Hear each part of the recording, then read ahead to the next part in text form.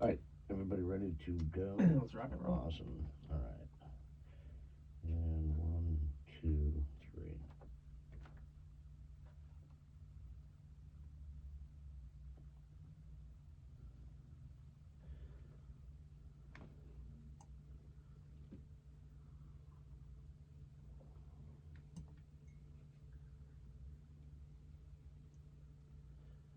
And a wonderful Tuesday morning to you, men and women out there in listening land. You have reached business time, brought to you by RL Technologies and Chef's Abacus. Here with Ralph Lawrence, myself, and we're also here with Bruce Langford, who will be our SME today. Remember that our website is at www.rltechfl.com.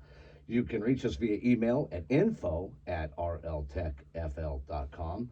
And you can also take a look at our Facebook page at facebook.com/RL Technologies 180.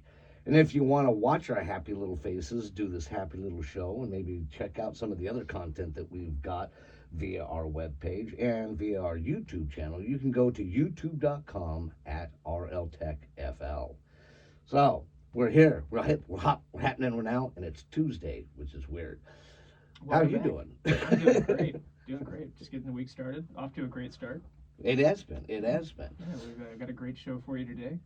I got my good friend Bruce Langford here across from us. How do you do? Super excited. Happy to be here. Just to kind of give you a recap, the last couple of episodes we've been very heavy on robotics and AI, cybersecurity, and we had Mr. Adam Perez on last episode talking about coding and some other fun things. Mr. Bruce Langford has some experience in the cybersecurity world, and actually worked for Navy Fed for a little while. Well, that's right. Give us a little background on you. Yeah, so basically right around COVID, decided to go back to school and pursue cybersecurity. I knew just through my family, I've got family that works at the Pentagon. They worked there during the 9/11 attack, got the network system back online in about 4 seconds. Talking with him, basically he was just letting me know how bright the future was for cybersecurity, how basically every company, whether it's healthcare, banking, technology, everyone's going to need cybersecurity. You know, even Target needs it. Anything that's connected with Wi-Fi and databases and user information can all be susceptible to hacking, to ransomware.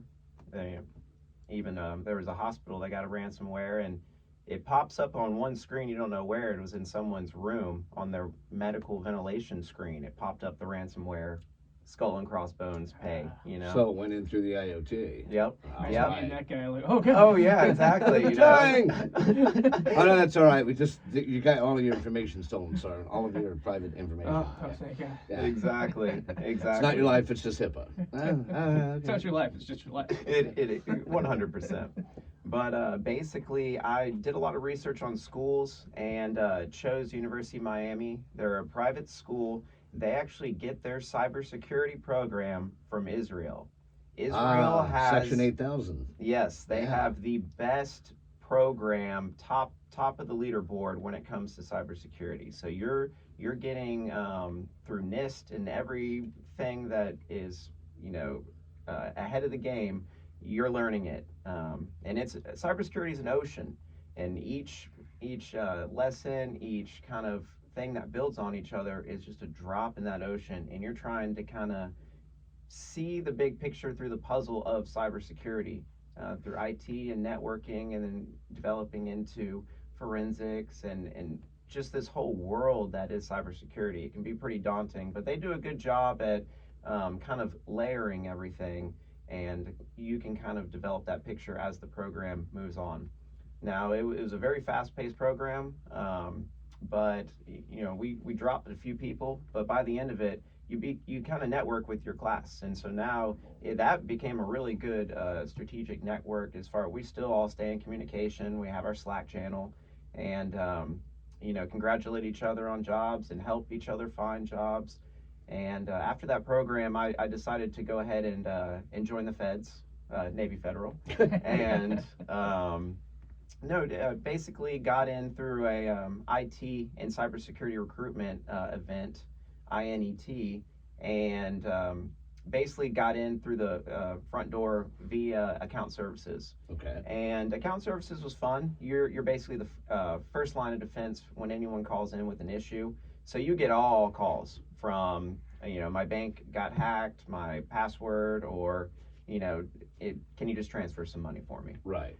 So I got to see, I learned a lot as far as banking and as far as new policies, new systems. I even learned about the CBDC, Central Banking Digital Currency, Right. through a phone call. That was the first time I've ever even heard of it. It was this guy calling, freaking out. He's like, because all the banks switched over to this new payment processing. It was last year, I want to say, where it came out as, oh, this is a good thing because it's going to be faster processing times for checks and things. But really, it was the government rolling out the first phase of CBDC, the Central Banking Digital Currency. Which is part of FedNow. It's FedNow. That's Yeah. exactly what it is. Yep. And funny how they did that without letting anybody know. It's like, oh, by the way, psst. Very secretive. Yeah, you very know? surreptitious. Well, that's been in the works for a long time too. Yep. They've been wanting a central, digital currency because they know it's coming down the pike. Yeah, which Yeah. we can deep dive on that a little bit more. So you get the call. Yep. Guy freaks out. This guy calls in just freaking out, and he's like, he's talking about the Fed now. And so I'm already on the group chat, just like, what is this Fed now? And the supervisor is even like, well, we don't know. So they're looking it up now. The group chat's blowing up of just like people finding things, screenshotting. Right. I'm doing some research. Okay, so what's important here in this dynamic, though, because Ralph has talked about this ad nauseum. You're in a bank. You would assume that all of the knowledge regarding this type of institution would come to Bruce and Navy Fed and everybody else. You folks know nothing. No. Well, and that's right. it's not because they're not doing what. Oh, they're no, supposed it's to not do. your It's because job. there's Yeah. so much information coming out all the time, and when you work for a company as large as Navy Fed, like you said, you were basically in the bottom tier. So, like they have almost 6,000 or 7,000 employees here in Pensacola alone. Mm-hmm. I mean, good God, I have a hard enough time, relaying everything to Mike, and he's my one employee. Right. So I mean, I can't imagine how difficult that is. But yeah, that's not uncommon to call your bank and then for them to be like, oh, okay, well, I didn't know that was a policy until they start asking around. Right. But my impetus was they weren't telling anybody. You didn't have the information. Didn't have the information. Yeah, No, Navy Fed didn't have it. even the supervisors, it was a new thing. Of course, once it came to our attention, we started looking into it. And this Fed now it was basically, they presented it as faster processing times for check clearing and lower fees. And when you look even further, every bank had to switch to it. So it kind of happened, it was an overnight thing, but basically, and this gentleman, he was concerned about FedNow, and he was concerned about the CBDC. And he kind of went on to explain what exactly was going on, how bad a CBDC is, because it's basically what they're doing in China, Yep. where if your money expires, That's right. you can only spend your money on groceries. If you don't buy groceries this month, that's expired. And so, I had to talk him off the ledge. I told him his money is fine. Everything's fine right now. Your accounts look good. But what were you doing on the other end of the line? I'm doing Were your research. eyebrows going up and you're like checking your tie like Rodney Dangerfield and you're like, whoa. you get these calls from, it's almost like a God call. You get these calls of people who, they're very intelligent. They know something's up, but they're just trying to almost see where my mind's at, Right, working for the right. company, Right. And when he found out I had no idea, that Oh. concerned him. Oh, yeah. He Red was like, oh, flag. yeah, it's Armageddon. Oh. Here we It's- go. Oh, yeah, exactly. He was a doomsdayer, and he's like, it has started. Yeah. So It's it all coming begins. downhill. Are you, Bruce, prepared? You're like, Yeah. no, sir. Let me try and help you with this. Yeah, and he was teaching me. Yeah, It that's was awesome. It was a long conversation, and let's just say when I got off that night, I, because I was working basically night shift. Right. So you get get a little bit weirder calls, you know, than your Night 9 to shift is 5 always calls. a little edgier. For sure. 100%. And so I start doing research, YouTube. You know, I got right to it, CBDC, and basically they were explaining how the Fed now was their first stage for it. But Right. they present it as this like, oh, it's this good thing. You Yeah, know? it's going to make not. things faster, easier, better. Now, the second you let the government put their foot in anything, we are screwed. And people wondered why DeSantis was so quick to outlaw Yeah. here. I've in got a lot of Florida. respect for him. Yeah. I'm not a huge fan of him, but when he shut down CBDC for Florida, that was like, okay. It was like wiping your brow, wasn't it? It was like, 100%. Dodge that one for a little while. Exactly. And even still, when that came out, you know, I remember talking with my family, and they still had no idea, you know, what it was or what it is. You know, they don't even understand what Bitcoin is. No one knows. Right. They have no idea that there is an underlying cyber, currency that the United States government is making every attempt to deploy. And from what you're saying, and I'll guarantee you this is news to every one of our listeners, that the element has already been mandated Mhm. to the federal banking institutions here, and they don't know it. So Mhm. that went out to B of A, and it went out to Citicorp, and it went out to Wells Fargo and Navy Fed. And every major banking institution has now been made to adhere to this process. And guess what? You don't know. 100%. Even private credit unions, you know, and that's what was scary to me, because you think, okay, Bank of America, of course, Right. you know, these public institutions, but when it affected even credit unions, Which are privatized. Right. that's alarming. That's scary. Mm-hmm. Dude, that is scary. I mean, right now, my deep dive senses are tingling. It's like, all right, go pray to the Google God, get to Right. YouTube, call friends. So last Yeah. week with Adam, we actually touched on cyber cryptocurrency for a little while, and we talked about the Satoshi Nakamoto. Okay.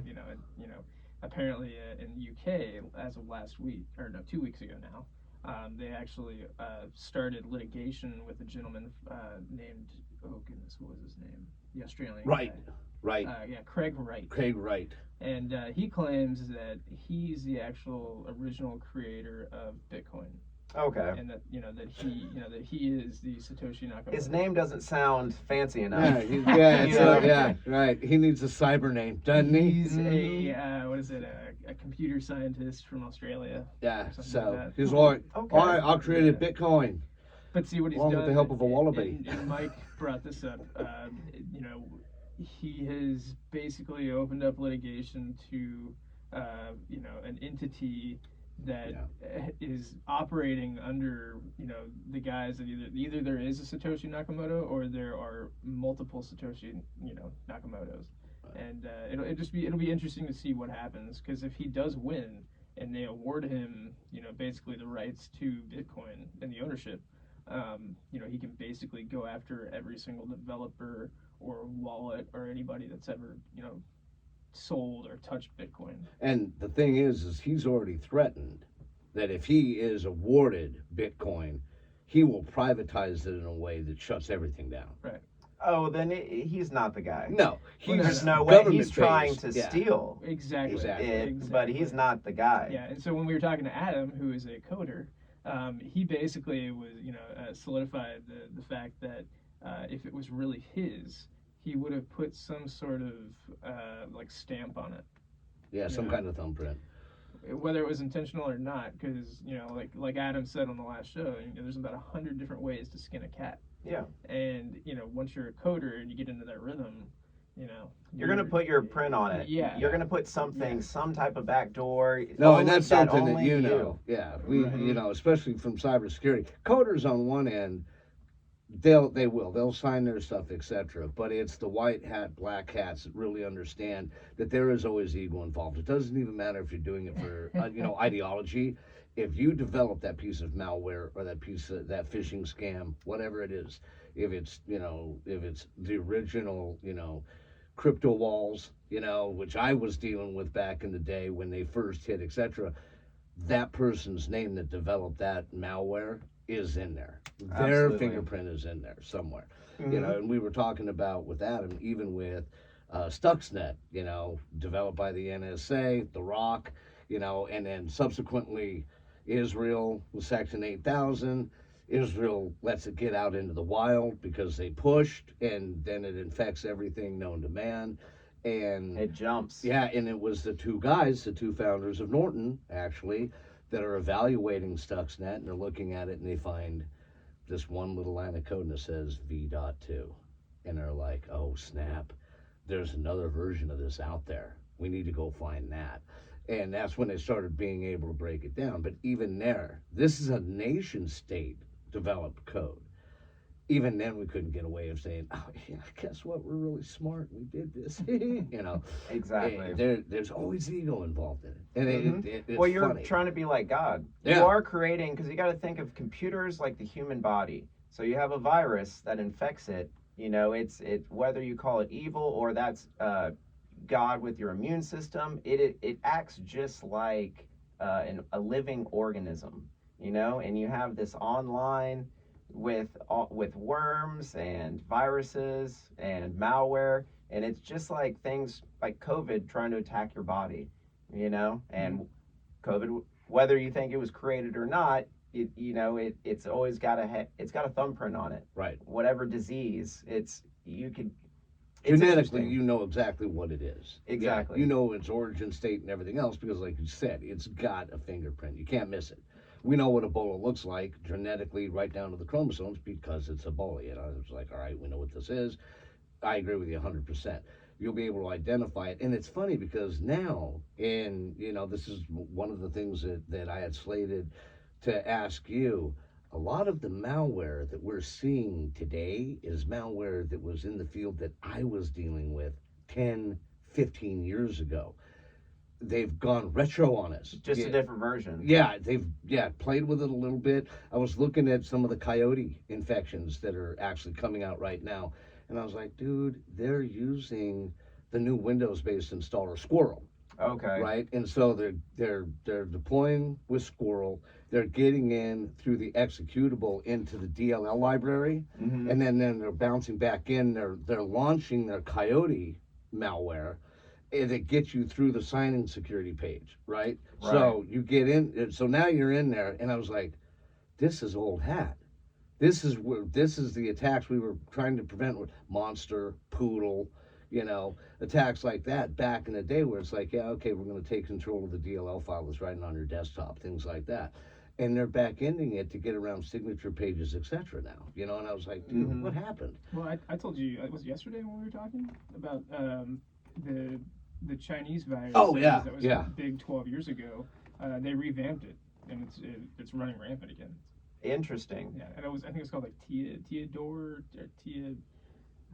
It's on my computer. I'll show you whenever we get done. But Well, they've got malware now that you don't even have to run an executable. Yeah, no, Like it's so clean, you can't even. Usually, like if say you run an executable and it's got the malware on it, there'll be a weird little box that will kind of pop up real fast and go away. You may not, yeah, Or you may not even see it, but there's something. But now they've got it so clean that you could just open a document. In fact, yeah, most of the stuff that I worry about that I don't see when we're dealing with pups, etc. Because I remember when pups were like, they're out there, it's not a big deal, you know. And it's like, no, you don't understand. Now pups, these are keystroke viruses. These are malwares that are giving massive amounts of information. It's not just a potentially unwanted program.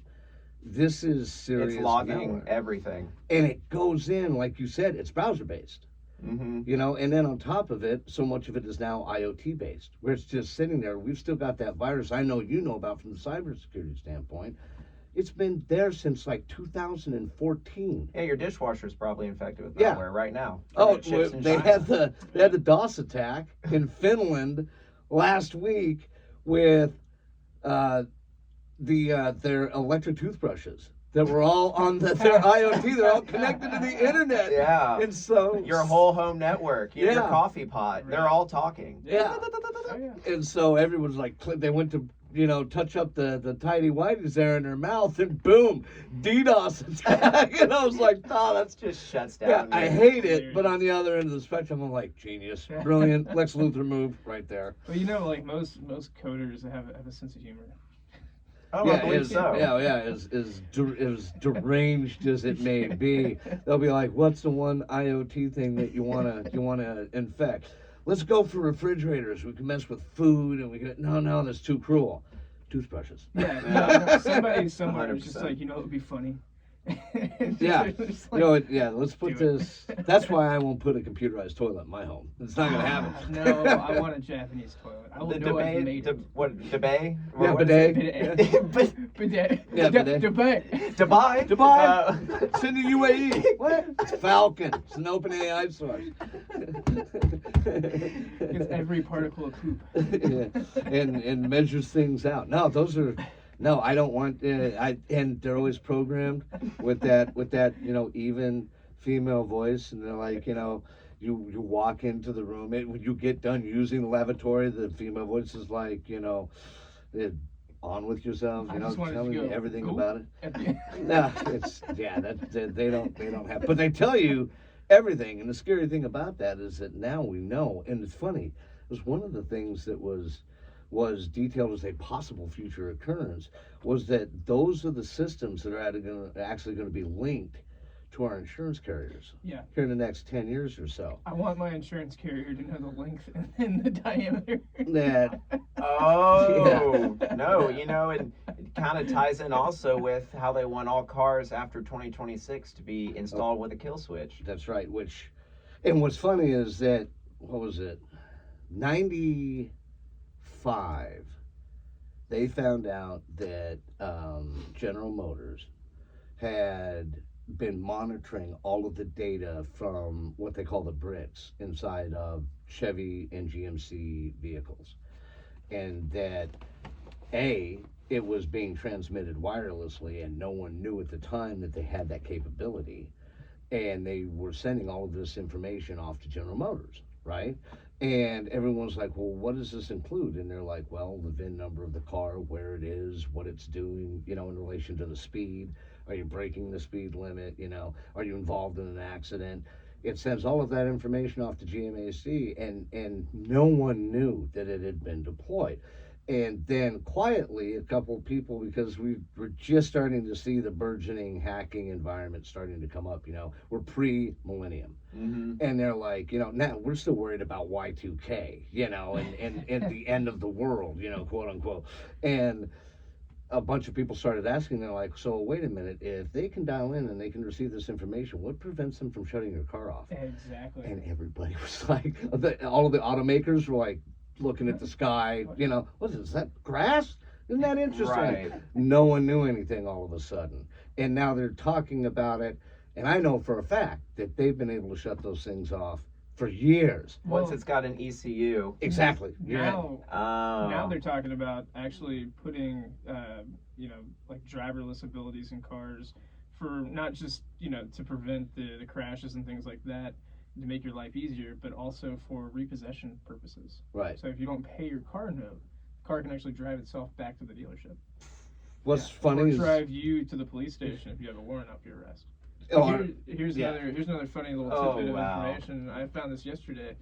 California lawmakers actually think you shouldn't be allowed to drive over 10 miles over the speed limit, and they're trying to put that in law. So it'll actually, whenever they're producing cars, are if you're living in California, you have to have a vehicle that basically mandates, your speed.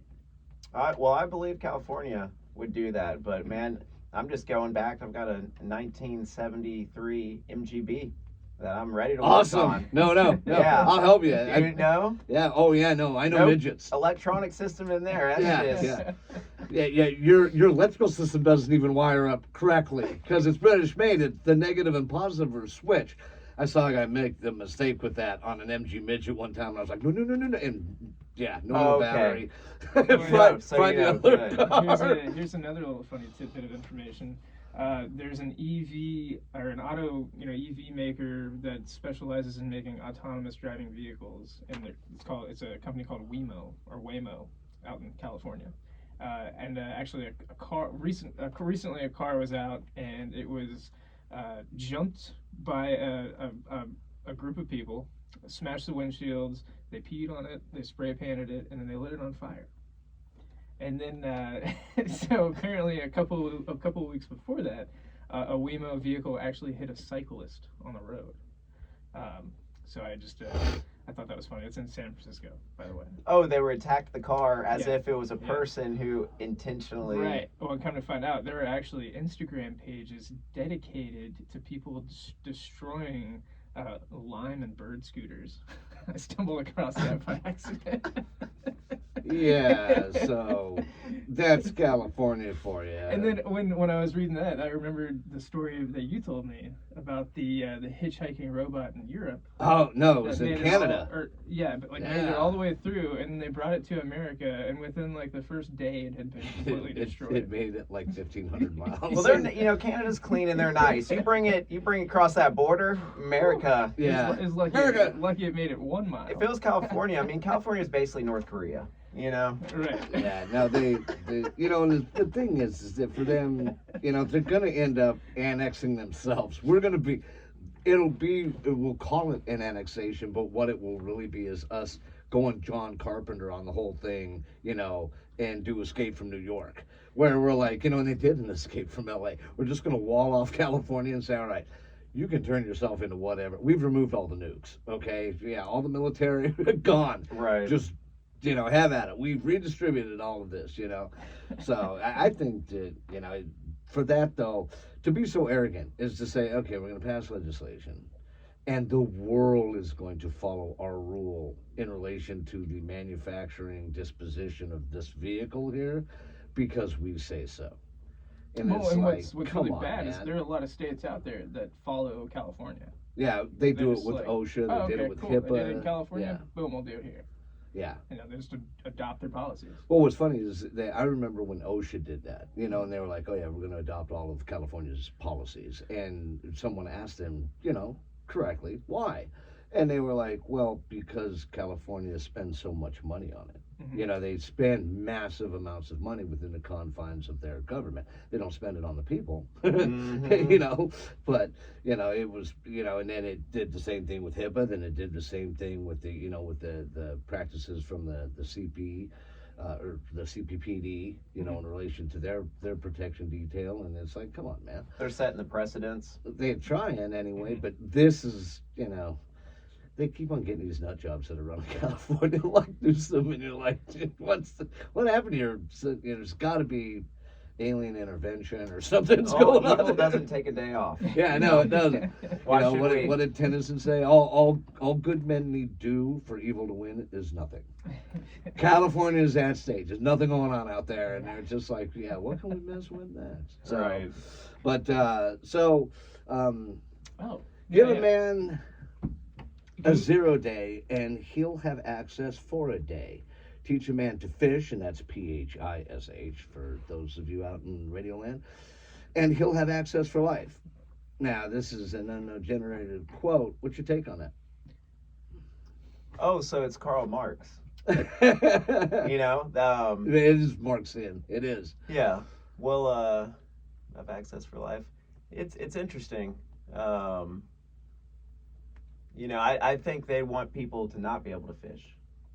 They want people to be dependent. Well, like with Apple, stupid users make for for great users. But if you Because they're fixed not- enough they're not things, messing with the stuff. yeah, long enough, I see. I hate Apple myself. I'm not a big fan of it because it's the AK-47 of the computer world. You can bang it, you can smash it around. You'll never be allowed inside of it. Mm-hmm. So you can do whatever you want to it. If it stops working, then you go down to your Apple store and explain it. As long as you have Apple Care, mind you, they'll fix it for you. With Windows, you can open it up, you can change it around. God forbid, you're a Fedora, you're a Python coder, whatever the case may be. You can go to even greater lengths. I mean, I knew a guy named Weston Howard up in Fairbanks, fantastic individual, brilliant. And he had been a navigator on an Ohio-class missile submarine. Very, very intelligent human being. So he didn't want. We were working for a defense contractor. He didn't want work to be able to call him on the phone. He didn't want to give them the number for his phone because they didn't supply it. right? Okay. That kind of thing. Private. And so, yeah, so they gave him this cheap little flip phone, right? And they're like, all right, now we can call you. He still didn't want to receive the call, though. So he goes in and he codes the whole phone. And I was like, dude, what? And he just came into work one day. He was like, yeah, I coded the phone. Now I can't receive the call. So, Coded it to block incoming. yeah, he completely rewrote the OS file for this little, I think it was a Nokia flip phone. Mm-hmm. And I think he had maybe a day's experience and knowledge about that type of code. He's just one of those people that can look at it and do it instantly. Absolutely. It was crazy, you know, and he was like, yeah, that's done. You know, and I was like, all right. Well, you hold your phone close to your chest. You're like, yeah. Don't touch my phone. Well, what's interesting with Apple is so using Linux, the Linux command line is, as you're putting commands, it looks exactly like iMessage. Isn't that interesting? And Linux is open sourced. Yeah. So you've got Zerodium. Zerodium is for zero-day exploits. Right. And they pay up to $2.5 million if you can find zero-day exploits for iPhone.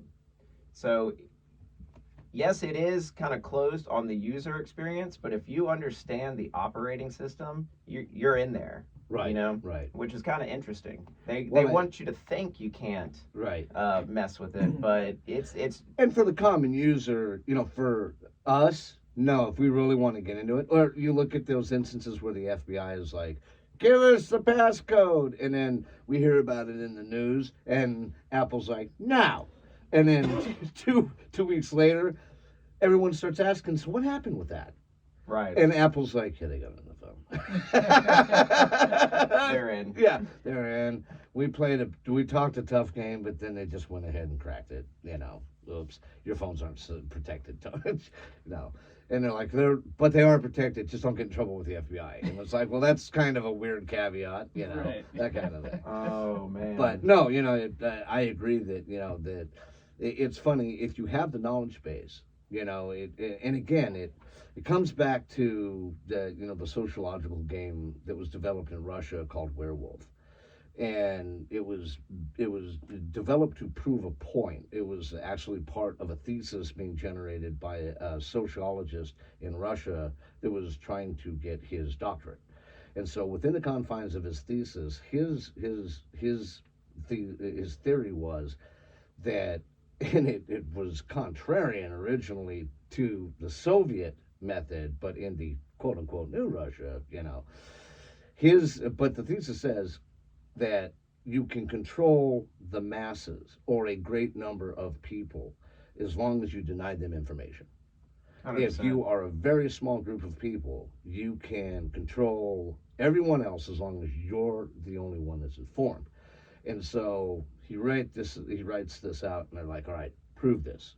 And so he was like, all right. So he develops a game, and he calls it Werewolf. So it works best with approximately 10 people, in a room, in a circle, around a campfire, it doesn't matter. And so you have one person that acts as the narrator, the moderator, and the individual that monitors the game. And so he or she sits there and says, all right, one of you is a werewolf. I'm going to pick one of you at the beginning of the game. I pick, and that person dies. That's it. I'm going to come to you the next morning, the collective group, and I'm going to ask you, who is the werewolf? You have to make a decision each time I ask you.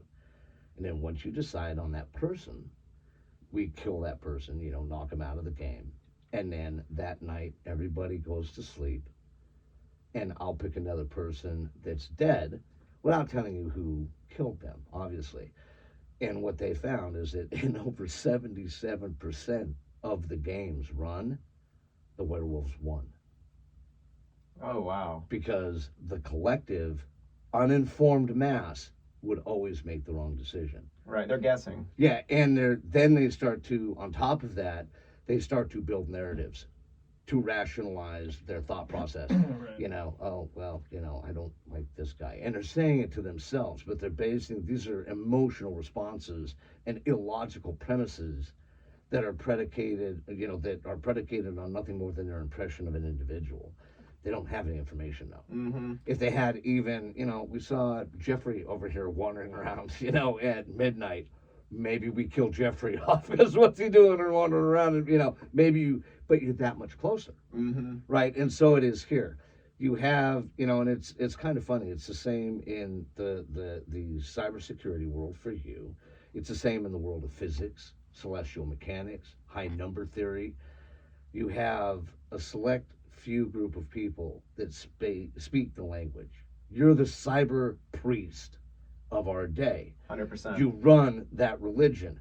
For the majority of everyone else out there, they don't speak the language, so they just have faith that Bruce is telling them the truth. Bruce wouldn't lie to me. And Brother Bruce. Right. Well, Father Bruce. Deacon Bruce. I've been. They call me Pastor Bruce here and there. Pastor Bruce. But 1% of poison can affect 99% of water. You Right. know, and you could have 99% of truth, but if you put one little piece of misscrewed, it's still not the whole picture.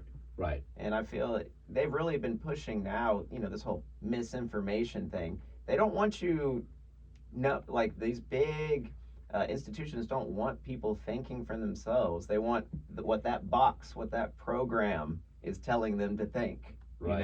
And it's kind of scary. That's, people listen to podcasts more than watch the news now. I want to say YouTube gets more views than any of the mainstream. Yes. Kind of, they're a dying breed, and it's a generation thing. We've got a new generation coming up, a new power, and even the political system is scared of it because they're like, oh, whoa, we have young voters now, and we can't tell them who to vote for. And they don't know. The disconnect between that generational disconnect is so massive. I don't think they'll bridge that gap. No. I really don't. Absolutely not. But you're right. We talked about Adam. We talked about this to Adam, and it's something that when we were digging through a lot of the AI and a lot of its basis in the commercial industry, that right now about, I want to say between 40 and 60% of all ads being generated in the social media environment are being generated by AI. And they estimate that in 4 years, that will be, unequivocally, it will be 100% of the ad space generated to affect what we buy, how we react, how we do things, will all be generated by artificial intelligence. Now, we know that I'm fascinated to know what you think about this. We know now that the application of artificial intelligence is growing to such a massive extent in the malware cybercrime world. We had the FCC beginning of last week say, we've banned all AI generated robocallers with the artificial voices because within 1 month of 2024 there were so many scams that they're like, we can't. It feels like a scam. Yeah, we can't litigate against this. We just have to ban it. Mm-hmm. And so, given all of the tools now, the 3 seconds being able to capture your voice and repeat it perfectly in its tonality, expression, etc., all based on AI. In the fact that the AI market now on the cybersecurity side, the black market for AI, and they're like, yeah, we can do this and it can reproduce this malware, this attack, this vector. How do you guys battle that? You're the white hat.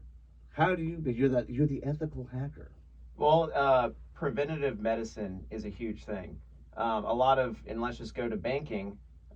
We were always told when we have a member on the line, let's try and get them to sign up for voice activation. I never did that. I never wanted anyone to do that because now you're signing up for voice activation to use your voice. Well, now that's out there. That's kind of like your signature.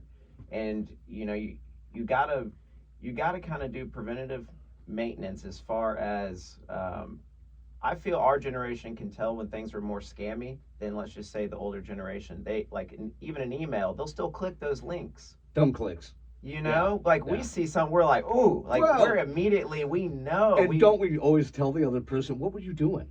Right. This is, the Queen of England is dead. Yeah. She didn't send you this email. Why would Oh. you click on this? Oh, but no, she sent it from her She's- grave. Remember, I sent this on her birthday 10 years ago. And she's just Exactly. getting, and you're like, She says I need to pay taxes. You know, England. I need to buy 4 Amazon gift cards. And send them Send to them. this address. but hey, Right. if I send them, I get a video link in return. I don't know. It's a fans only something. Yeah, it's so you've got the dumb clickers. You're battling against them, and the number one problem for cybersecurity individuals is the dumb click. But now we've got the scams, and like you said, and I will freely admit right here. Every time I called in, the Navy Fed had a problem a couple weeks ago. Something was up with, and not besmirching Navy Fed, the majority of the things that they do for me, they're very, very good at. My mother banks with Bank of America. Okay. They have reissued her security credentials and debit card 5 times in 1 year because of security breaches. I have never had Navy Fed come back to me and say, "Yeah, we got breached over here. Sorry, the new Oh, by the card." way, here's your new card. That's what they would tell her. You're And I like, was Oh, like, out of nowhere. yeah, just out of Yeah. nowhere. By the way, we have a new card coming to you. Why? Because we had an information breach. Yep. Yeah, Well, Bank of America has always had Oh, issues, the man. worst. Huge They're a big issues. target, though. Well, Everyone's always trying to 100%. They are, but as we know in the computing industry, if your root's vulnerable, you're done. Oh yeah. Mhm. No, You know. if True. you're never prepared enough.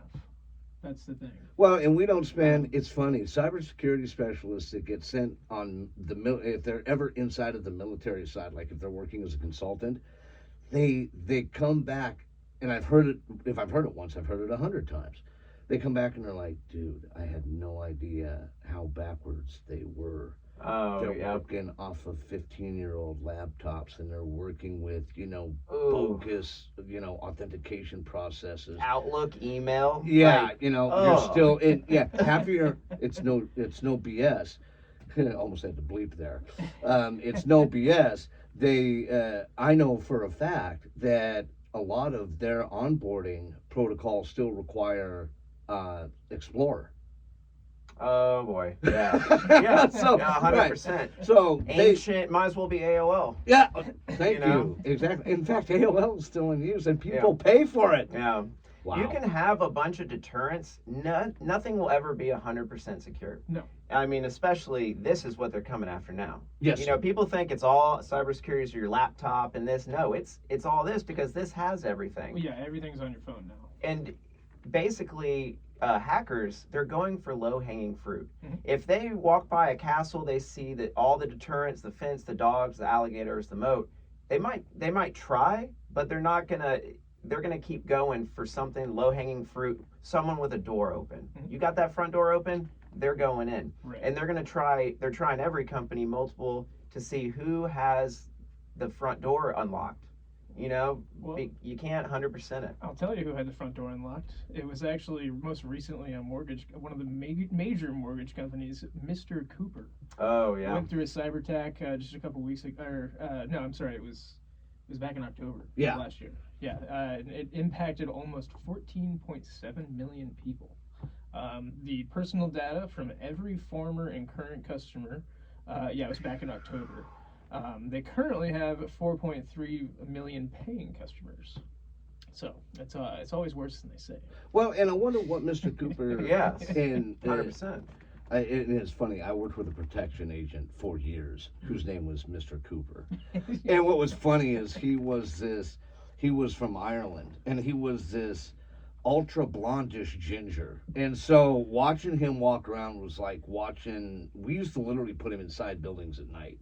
Because watching him walk around in the moonlight was like watching a lit match walk around outside. Vampire. Yeah, like type we style. didn't. Yeah, it's like you don't need, an NVG goggle set to go inside. And so, but his name, oddly enough, was Mr. Cooper. But back in the day, you see a crypto wall attack, for instance, and you're like, okay, when HealthNet got hammered because they had that employee that threw out a disc. It was a CD, and the CD had been a copy of all of the files, and you got guys rummaging in the trash. They Yep. find it. Boom. 100%. I think it was 1.2 million. It was the number of individuals associated with HealthNet that got hammered, right? Okay. And so they gave out, as part of their apology for an idiot moment by an employee, they gave out free health insurance for, I think it was like 6 months or 8 months or something like that. What does Mr. Cooper do? Well, that's what I was gonna say. Is most of the time it's social error. It's Yes. one of the people that accidentally left their key card Right. out. Mhm. It's not malicious in the intent, but it still could have been preventable. Very And much so. you're talking over $1 trillion in assets. Yeah. This company, publicly traded company, and 14 million people that could potentially lose their mortgage, lose their home. And the way Mr. Cooper came out with it, they were very vague. Mhm. It was just like a little banner, I think, we on their may have a website. Yeah. You know what I mean? Like, Houston, we have a problem, but it's going to be okay. We're going to waive the fees. It's, Right. I would have been nobody, like, what? Nobody could pay their mortgage. That was the Yeah. thing. Everybody's freaking out. They Yeah. start logging in. They're like, oh God, what's going on? And I would have told him, since you've lost that capability, I'm not going to pay my mortgage anymore. Oh, they could have probably, yes, they could have gone, you know what I mean, if they Yeah. really wanted to. But now their personal information's out there. Who's to say that they didn't just have another mortgage open Well, up see, in and their that's the name? problem. Yeah. You How, know? how many mortgages just got opened up? Right. Well, and the funny thing is people look at it and they're like, okay, and this is the thing that irritates me is when you're talking about the legislation around the regulations, the rules, the laws that involve this. The reason that you 99.9% of the time cannot sue related to this is you can't prove damages. Right. You can't infer them. You can't win, right? You have to be able to prove it. And there's a couple of lawsuits that are still, going on revolving around HIPAA, et cetera, that are trying to change the language of this. And I agree with it because the simple fact of the matter is that if I get, right now I think we're within the confines of the privacy accords where we're utilizing like 18 identifiers within the cybersecurity field. Right? Okay. So we got first name, last name, address, social, telephone number, ID numbers, etc. They don't need all of it. In fact, most of the time, and I got into a big discussion with somebody that I used to work for up in Fairbanks about this, and I ended up getting proved right when the FBI knocked on our door and was like, why didn't you report this? And I had been telling my employer, we need to report this. We need to report this. We had found out that several of our customers had been attacked and they were drawing in pieces of information. And I was like, they're building pseudo identities. It's a little piece of this one and a little piece of that one. And it's just enough to make it sound reasonable. And they were like, no, that's not happening. And then one day we managed to run a backtrack through a NernSoft freeware program. Oh, wow. That takes all of the internal history and the browser history from the computer and basically prints it out on one page. So you can see where that machine is being navigated both inside and virtually, right? Okay. Great piece of software. And what we saw is that it bounced into a program that is used to generate IDs for NORAD.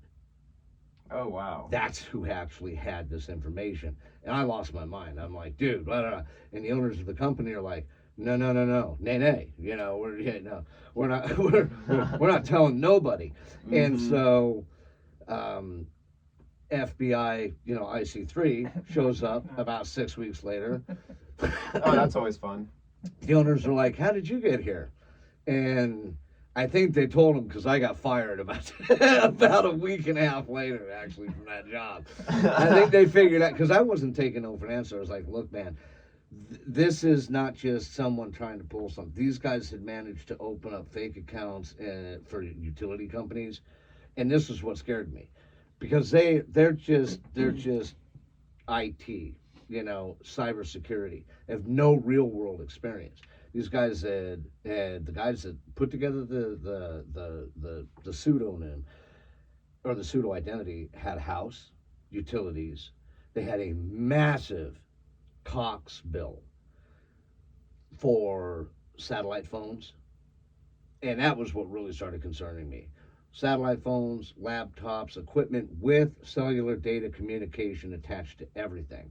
Once they had that in place, and they're paying this with this doctor's money out of his account. He doesn't know it yet, Oh wow. right? And so they're doing this.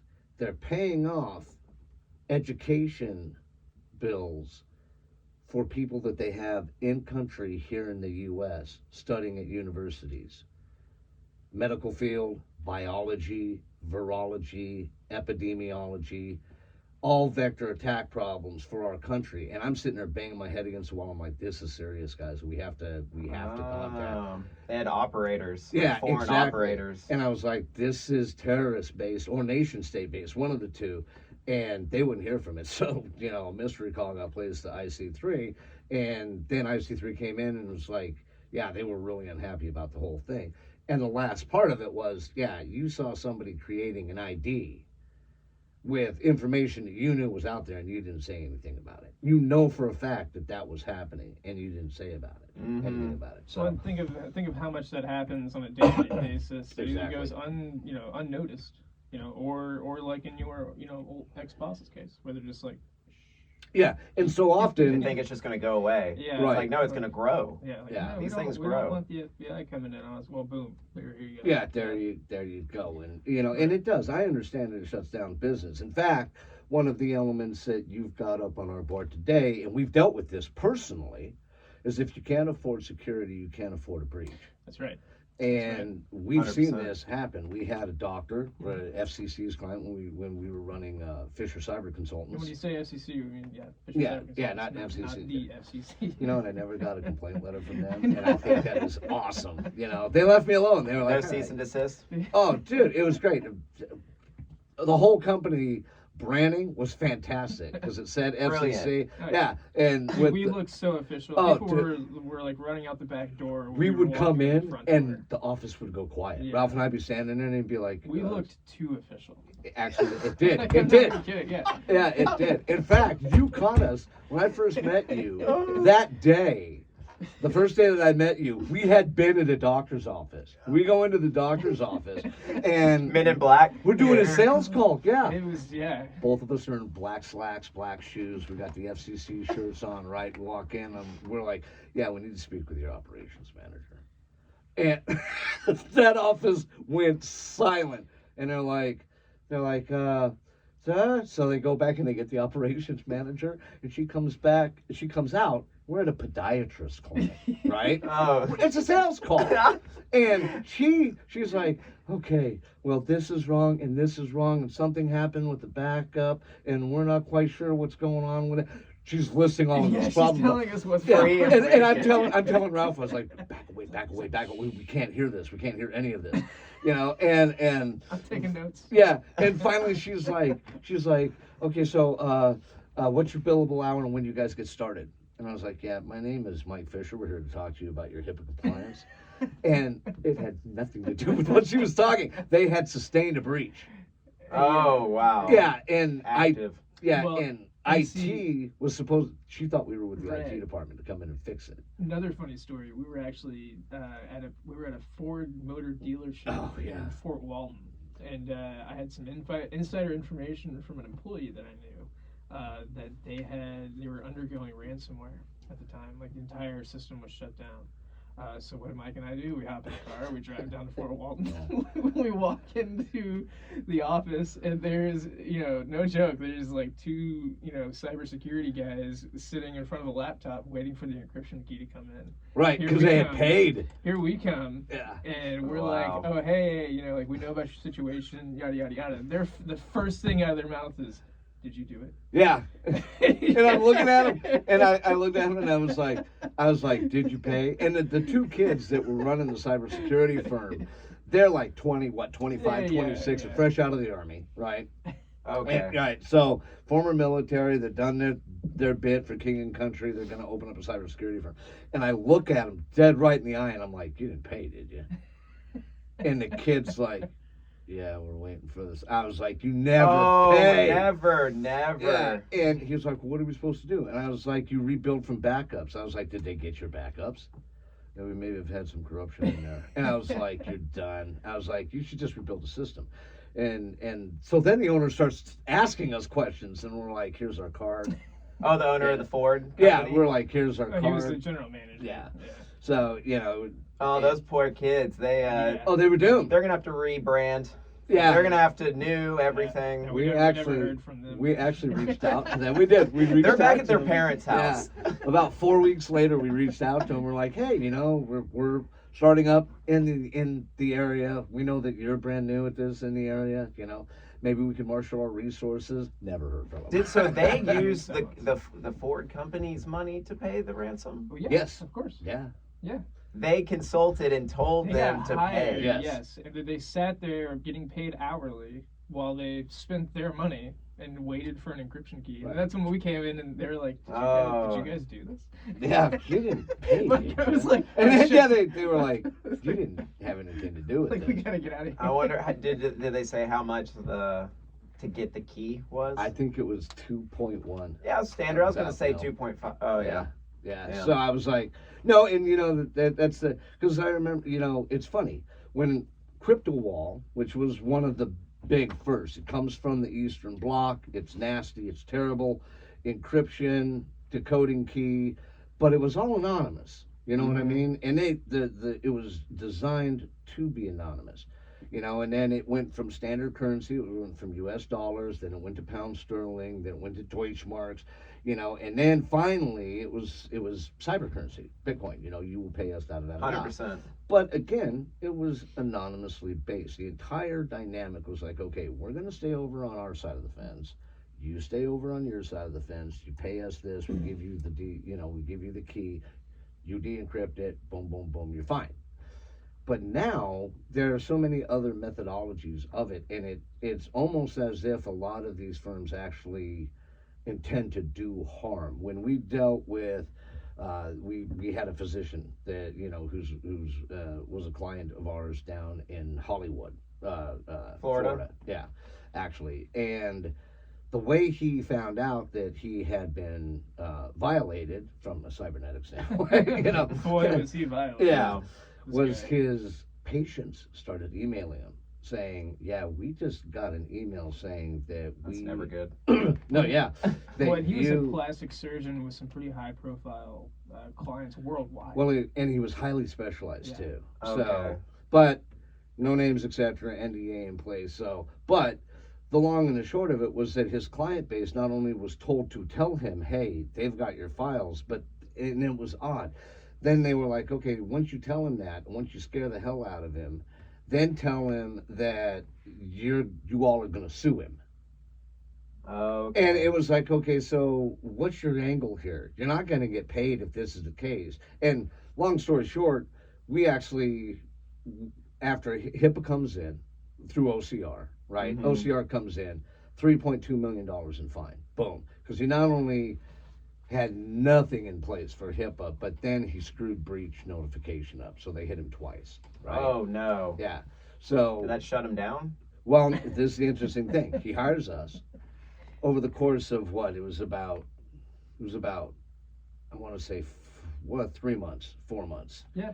So, yeah, it was about 4 We months. negated it, all of it. He never paid a dime to OCR. But Wonderful. the money that he spent in reconstructing his network, which is actually small. We're talking about like 4 client-side computers, a server, and another specialized airbox. Okay.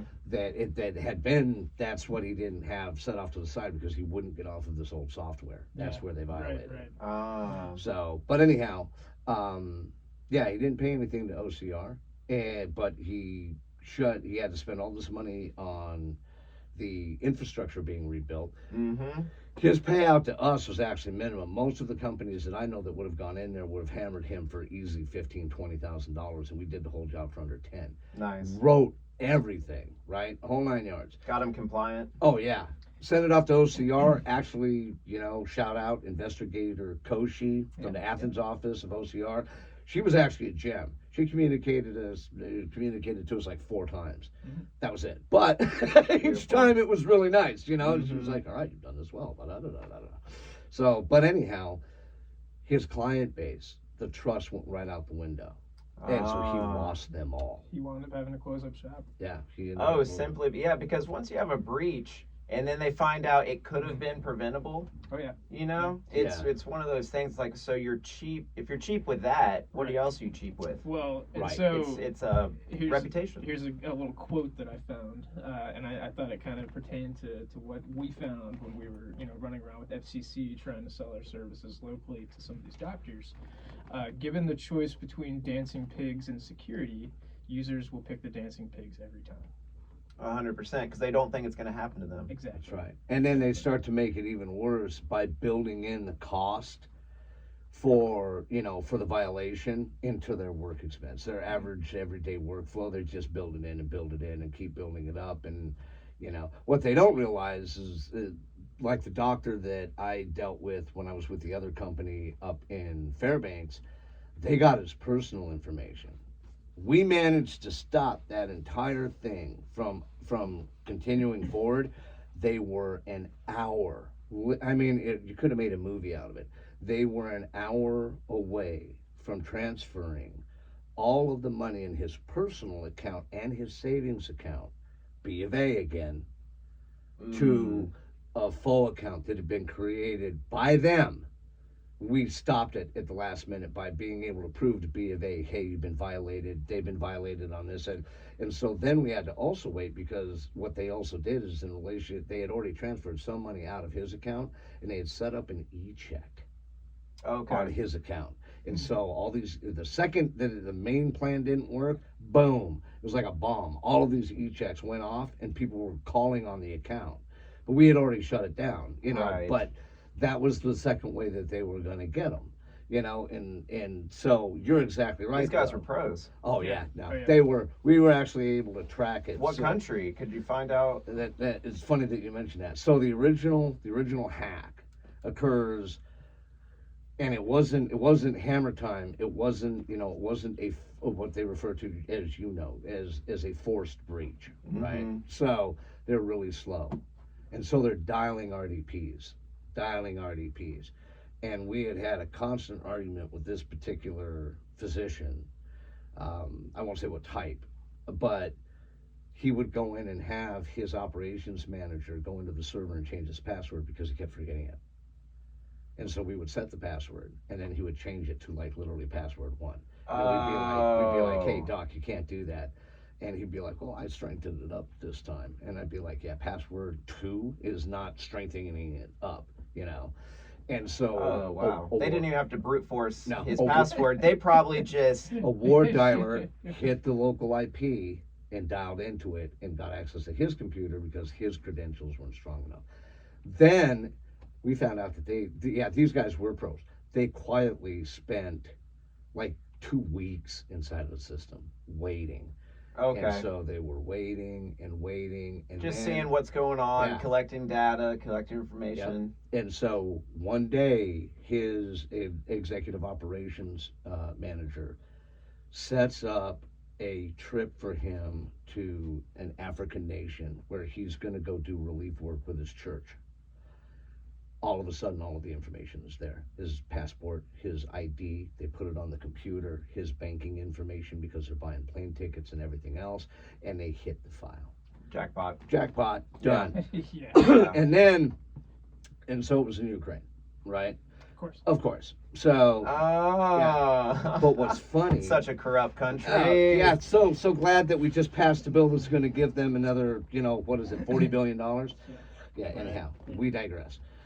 But we find out, though, that within 3 days, 72 hours, once they had basically initiated everything, created the full accounts, they violated his Gmail account, created a pseudo Gmail account with his credentials, like you said, pros through and through.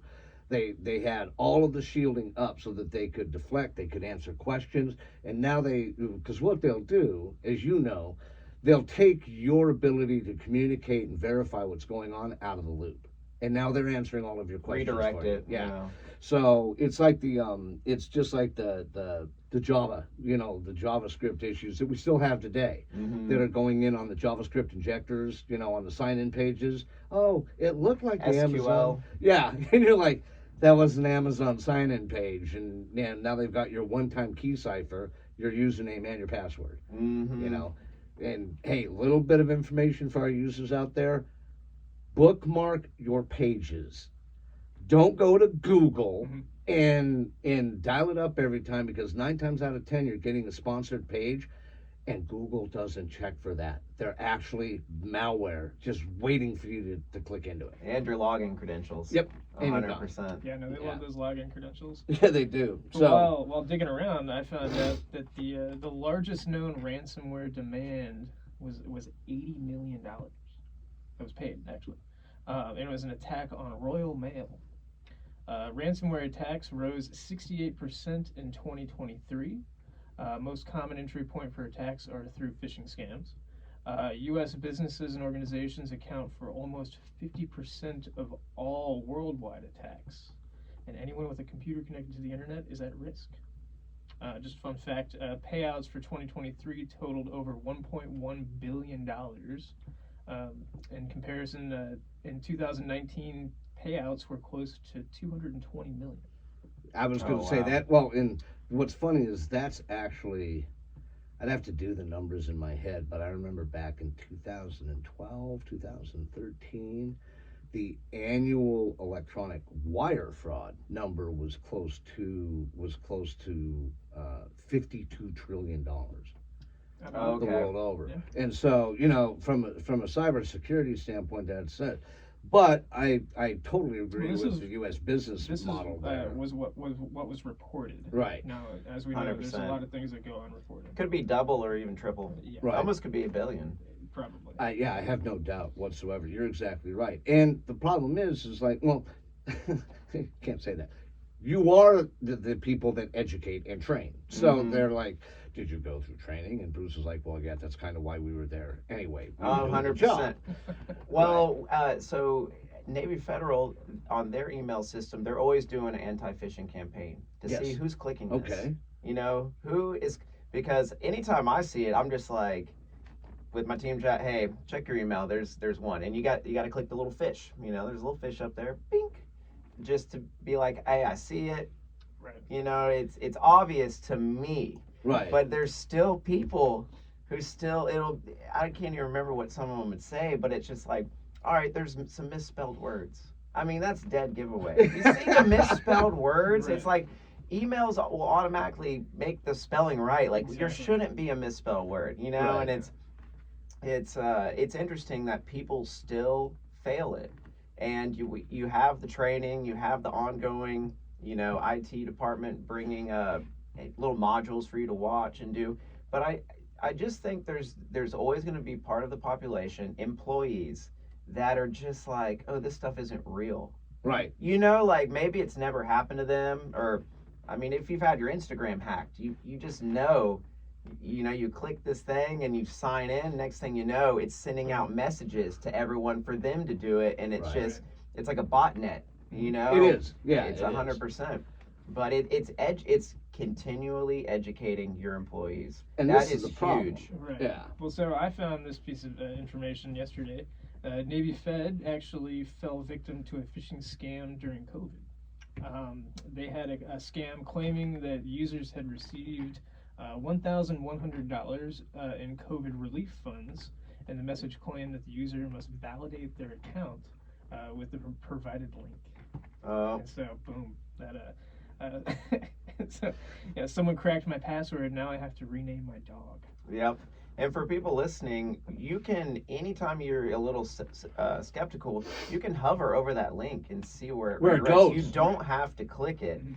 You can hover over it, because you can change the name of the link to whatever you want it to look like. But when you hover, it's still going to say, like, some crazy Well, weird yeah, link. it'll be a link, and then it'll have 150 characters out of it, because it's been rerouted through 10 different servers on 100%. 3 different continents. But see, when you were in customer service for Navy Fed, when I was doing customer service, and we had a dental office that did a dumb click that grabbed everything, right, encrypted it. And you're trying, and I know you know this from having customers. You're trying to be so nice, but there comes that point where I mean, we actually had training that said, yeah, stop using the phrase dumb click. Just refer to it That's as one of my favorite terms yeah, too. yeah. Just I like refer it. to it as potential user error. And then we started with the acronyms. We started, with problems exist between keyboard and chair, right? Bench key, and so you would call it that, and they'd be like, "What is that? Oh, technical term. Don't worry about it," And you'd be on the phone, and they're like, "Oh, so dumb click," and you just nod. But it is that there's some, I agree with you though. There are a lot of people. It's the don't shoot him, mister. He's a sheepdog, or the young man down the road was so nice. I can't believe he killed all those women. Mentality, not going to happen to you. You're not going to be associated with it. You know, how did they get everything? Well, you've had 52 accounts on the internet, and you've used the same password for All of 25 them. years. Yeah. When they grabbed one, they grabbed it all, and that's why everything magically disappeared. Oh, and I'm coming from a white hat perspective. So Miss Nancy, Wait. the 45-year-old secretary that is so sweet. I called her last week. She gave me every piece of information. I just told her I worked in IT, and then I forgot my login credential. Yeah. Social engineering. It's using deception to manipulate. And I think people get thrown by that. If you were to rename it, what would you rename it? Social engineering. Yeah. I would just call it. Man, I don't know. Like you're using trust, and you're building a rapport with trust, and with a little bit of knowledge to convince them that you are who you say you are. Right. And once you have that trust with that person, and it could just be a secretary, she could log, that has access to a login, that right there is, it's just manipulation. I would call really. it Yeah. human manipulation, and that I want to say is 98, social engineering is 98% of the whole kit and caboodle, Right. I I just wanted to call it tactical violation or trust violation Yes, vectoring. absolutely. So people could be like, they'd be like, "Do what?" And you're like, dun, dun, dun. Because when you saw social media, I remember the first time from an educational standpoint, it was levied to me, and I'm like, wait a minute. This is nothing more than, like you said, it is a manipulation, trust violation scheme that is preying on people's predication to try and help. Yes, exactly. And so I said, this is a trust violation. And I thought to myself, why do they call it social engineering? It almost sounds like it's supposed to be good. Right. No, absolutely. There is You know? like the first definition of social engineering is kind of like for society. Right. So right. I know that's like, if you were to look it up, I think that's the first definition. However, how governments, move the herd around. But the second definition is for like cyber, Yeah, attacks. and it's based on our social behavioral thing, and it's like, dude, Yes, to be rename it. nice, treat people how you want to be treated. Yeah. But I mean, I'll tell you what, like every time I answered a call, I answered it like these people are not who they say they are. Right. I don't trust them until they can pass the series that they have in place for them to get through. They are 100% a I think the scammer. best ones are trained that way too, because I mean, when I call in the Navy Fed, every once in a while I actually had and I'm not going to name names. I had a date with a woman from Navy Fed. Okay.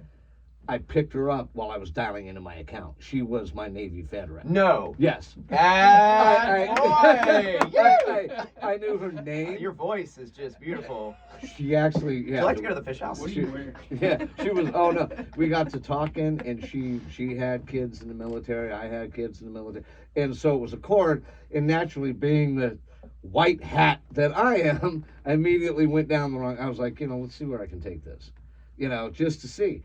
And yeah, I knew where she lived. She was actually in Pensacola. I knew where her address is, how many kids she had, etc. That she worked for Navy Fed. And, I met her. I did meet her, and I was like, it was wonderful having dinner with you. If if I didn't want this to go the way that it went, you would be in so much trouble right now. and I actually told her. Oh, you gave her some training. Well, I did. I said, Real life training. Yeah, I was like, this is life training because I was like, if I string you along for the next 3 weeks and get really into you and really violate your trust and get more information, I could put you in a position where you will give me people's information that they're giving you while you're at Navy Fed. Right. Oh, absolutely. And I said, this is a real learning moment, and, 100%. So, and I was like, I appreciate that. It was like the woman that programmed the F-22. I was just about to bring that up. I was just about to say that. Said that was convinced we were from KGB while she told us everything about the F-22. Down at Seville, Oh, my while Lord. we were all having drinks. So it was hilarious. Wow. We looked really official, though. Like, Well, we did. We always did. Because we were always in suit and ties when we went down there. Like real men. Anyhow, I just want to put that She in. gave you the engine for the Raptor? She's out at Wounded Knee. Hammered. Oh, man. She did something like with the training software. She Oh, did more boy. than that. Are you ready for this? Yeah. She programmed the electronic warfare suite Oh, wow. for the F-22s. She was ready to go home with Mike. Yeah. Convinced. She was programming She your was convinced. F-22. She was convinced that Ralph had lied to her. I said like yeah, 5 words to her. Yeah, and she goes, he's KGB. Oh. And it was funny. It was really. Well, hilarious. were you smoking a cigar and did you let her know you were like, I had a cigarette. might be? I had a No, cigarette. we started playing it. We're messing with it, right? Yeah, Mike's like, let's see how far we can take it. Yeah, why not? He's But KGB. oh yeah, it's just, Well, he can pull it off. He's a man that speaks Russian over here. So Yeah, so yeah, we're dying and dying everything, right? Prost. Yeah, I actually, that was the first sign. I was like, Prost, and Rob was like, huh, Prost, and we should, But what was funny about it too, we never saw her again. Like she disappeared off and she had been a used to regular. frequent a lot. Yeah, So. and we asked Billy about her. And we're like, hey, the woman, da ba da ba da. And he goes, yeah, she used to work for and he verified it. It's like she worked for Northrop Grumman or some damn thing with the F-22. And we didn't say anything. We're like, oh, really? He goes, yeah, she's been coming down. It's regular, Thursday night on through the weekend, every night. Boom, disappeared. And I was like, She got Yeah. roped up. She probably got fired. Well, yeah, definitely. She got fired and she may have been prosecuted because that's, Well, her Now you're phone getting- that was probably a company phone in her pocket. Oh, without a doubt. yeah, and she was, it was bad. And so, and from a technical standpoint, you understand this, and, you're in a position where it's just like classified information. It's like cybersecurity based information in relation to systems. You can't just let it out because there are policies and processes that are classified in that sense. Like if we just let these out, it's one big violation tool. Yeah, it's your code for your garage. Right. Like. Remember when you used to Yeah. You bought the generic one and Oh, you started you would flipping do pins. it yourself. Yeah. You just go around till Yeah. you drive around like. Yeah. Yeah. There it goes. Close it real quick, drive up. Yeah. No, even if it was just for fun to see if it worked. I remember the first time I saw one of those at Radio Shack. I was like, I gotta try this. Didn't take me 5 minutes. Oh, And I was going absolutely. off just the baseline code that was down in it. I was like, oh my God. And so then you can drive around and, you may not know the code, but, Well, I'm sure you know this. You can unlock a car through a phone. yeah. You can have someone on the other phone hit the keyless entry, and the signal will shoot through the phone. Ding, ding. Yeah, it's, Unlock the car. I tell, Yeah. yeah, well, dude, you and I have talked about this. You want to hack? Faraday open cage your someone's keys. car. Oh, yeah, no, for sure. Because that's where that signal is constantly And coming don't from. leave them anywhere near the vehicle. Yeah. Right. People can actually stand by the front door where people leave most of their keys. Right, and the Steal- keyless entry is yeah. constantly scanning out for that. It's always reaching out for that signal. So like Copy you the said. signal, walk over, boom, start the car. Yeah, and people just don't think about it. It's every way to Comfortable. get It's in. comfortability. Yeah, right. It's like when I go to the gas station, like which way is the murder coming from? Right. Like you gotta like the way I see the world is just like I think some people walk through the life, and even though they're all online, they're just walking through life like, oh, everything's Awesome, bum, bum, bum. groovy. Yeah. Their life in America, too much air conditioning. Like they haven't had something serious go down, No, having I their agree bank with account you. wiped. Well, let's talk about something serious going down here. Some wild news down in Alabama. A 200-foot AM radio tower was actually stolen near Jasper, Alabama.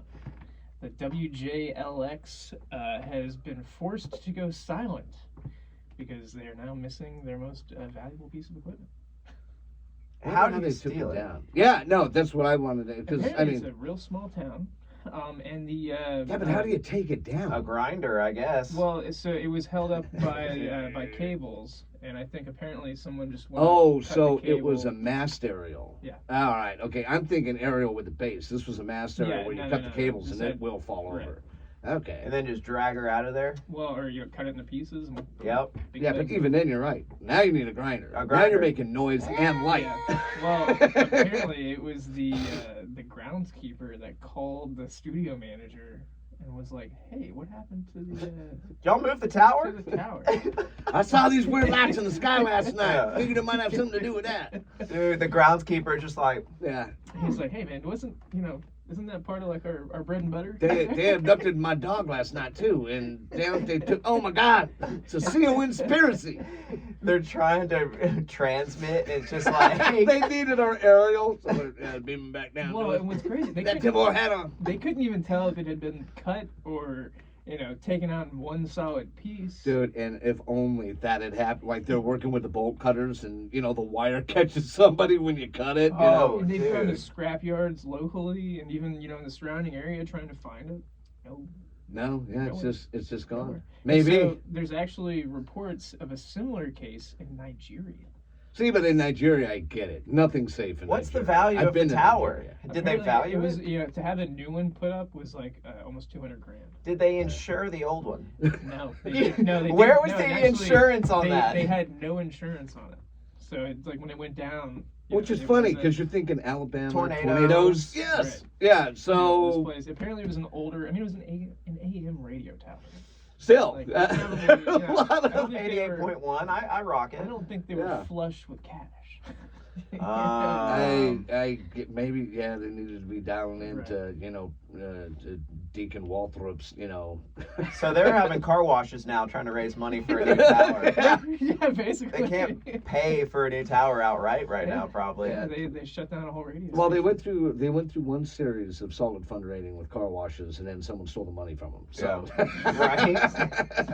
Well, get on Reddit and let's see what pops up here in the future. Yeah, That tower it's got to pop up somewhere. Pun intended. They were like, you know what? All we have to do is make a commercial about this. And they were like, we don't have a radio station to broadcast. When are we gonna play it on? Keep an eye out for a 400-foot tower. It starts getting big. That's right. They start out with like 10 feet. And it's just an aerial off of a trailer that they found, like, we're reaching the street over there. Yeah, start with your 50-mile antenna. Get Yeah. it from Radio Shack. Yep. And just start from the ground up. I agree. Or go online. Well, you need to do that. Maybe they can start a podcast. Yeah, just start broadcasting over the internet, man. Just don't look in my backyard. Just live feed. Yeah. You're dead. Get with the times. I know What it's is that? Jasper, Alabama. Yeah. Like, goodness. Probably some good barbecue, though. Yeah, that's right. That they were eating it while it was getting stolen. And this, that reminds me of. I was working for a PMC that did a lot of industrial security back in the late '90s, and they had an individual that was on site where they were building Legoland out in California. Oh, cool. And a guy shows up with a semi truck, and he connects it to a flatbed that's got 3 full industrial rolls of copper on it. About man. $10 million worth of copper. Guy hands the security guard a clipboard, says, "Yeah, I need your signature," this is social networking because he's integrating him into the con. Mhm. So I need your authority. You're the big man here. I have confidence in you. Just give me your signature, and it'll go on the way. Next morning, I get a call, and I'm, because I was the FTO on duty, and I was like, "Yeah," and they're like, Yeah, we got a problem at Legoland. Lego. And I was like, what's the problem? It's Legos, bro. Like, Yeah, what like issue? It's dirt at this point in time. There's no construction going on, right? Because they're about to lay cable and everything. And I was like, what is the problem? There's a trailer out there the guy stands in. Go out there and find out what's going on. And then when I got out there, I was like, ugh. I was like, so yeah, I call back up to our operations manager, our special operations manager, a guy by the name of Bob Smith, a former SEAL. We had acquired this contract. And I was like, yeah, we got a problem here, Bob. He's like, what is it? I was like, someone done walked off with all the copper last night. And he was like, what? He loses it. Yeah, I mean, it was just as big to do. But you're looking at the rolls of copper, right? You couldn't physically move these things in any other way, shape, or form. Whoever did it, I told Bob, I was like, this is an inside job. And Yeah. I was like, how? And I was like, because they knew the copper was still on the flatbed. So they knew all they had to do They was drive it out. They just drove it out. hooked right up to the thing, jack, boom, gone. Oh, there was Took no truck. 20 minutes. Just a flatbed. Yeah, Just with the yeah. copper. Yeah, just backed the semi-hauler up, hooked it up to the flatbed, whoosh, out the door. $10 million driving down the street. I asked the guard, I was like, what'd that look like? He just looked at me. I was like, I'm kind of a pain in the ass when I want to be. And I was like, so what'd that look like? $10 million just driving away. So, What did the guard get fired? well, yeah, we actually kept him on site for 2 weeks while we ran our own investigation. And so we found out that he hadn't received any Oh, money. you almost thought you kept Oh, him yeah. just to make sure this dude. You're like, he's not that stupid. He's got to be in on this. And then it was like, nope. He's that stupid. Yeah, he's that stupid. Well, you figure that at the time, I think, when you're looking at the industrial security industry, the average reading level was the 8th grade. Yeah. So you're like, yeah, we're not dealing Things are with supposed to be coming in on the site, not leaving the site. exactly in the middle of the night. Yeah, Yeah. I mean, Where are you yeah. taking this copper, boys? You know, it's got to be. Oh, in the middle of the night. Yeah. And I said, That's the burn of the midnight oil. Right yeah, and I there. told him, I said, at the time, it was funny too, technologically. I've got 2 cell phones and 3 beepers on me. There's no way I'm not in contact with the world. I'm probably still suffering from the cancer those things gave me back in the day. Because these are the big old giant flip phones and stuff. And I was like, I've got 3 methodologies to contact me just from a phone standpoint. Plus, you could have paged me. I would have called you back and said, what are you thinking? No, don't release it. Call the cops. Yeah. You know? And if we're wrong, we're wrong. But they can come back tomorrow when there are people on site and they can get it then. But For we're not going to sure. release it tonight. Nope. Signed it away. Bye now. Bye bye. There you go. Did you salute him when he left? I rode this guy too. I was like, did you salute him when he left? You know? What'd that look like driving down the road? Was it like just a little gate? No guard gate. thing? Yeah, there was no gate even set up. So he just had to drive in off of because it was we used to call it the windmill exit as you drove up towards Orange County. Okay. In Carlsbad, you're heading up towards Camp Pendleton there, the Marine Corps base there. And Oh, yep. so yeah, you're driving up, and then magically there's the car dealership and the windmill. I can't remember the name of the exit, but the second you see that, you just make the right, and then boom, you're at Legoland, right? Okay. So now it's Legoland. Back in the day, patch dirt with a lot of copper wiring on. That's epic, Yeah. man. So you look at a bunch of different aspects from the security industry field, and we might want to let everybody know that our dear friend Bruce here is not currently in the cybersecurity field. What are you doing right now? So right now I kind of digging into more of a passion project. I Ooh. helped open up Pearl and Horn. Yeah, yeah. from It- George. Yep, Yeah. yep. It's their new restaurant in town, and I gotta say, it's definitely one of the best restaurants in town.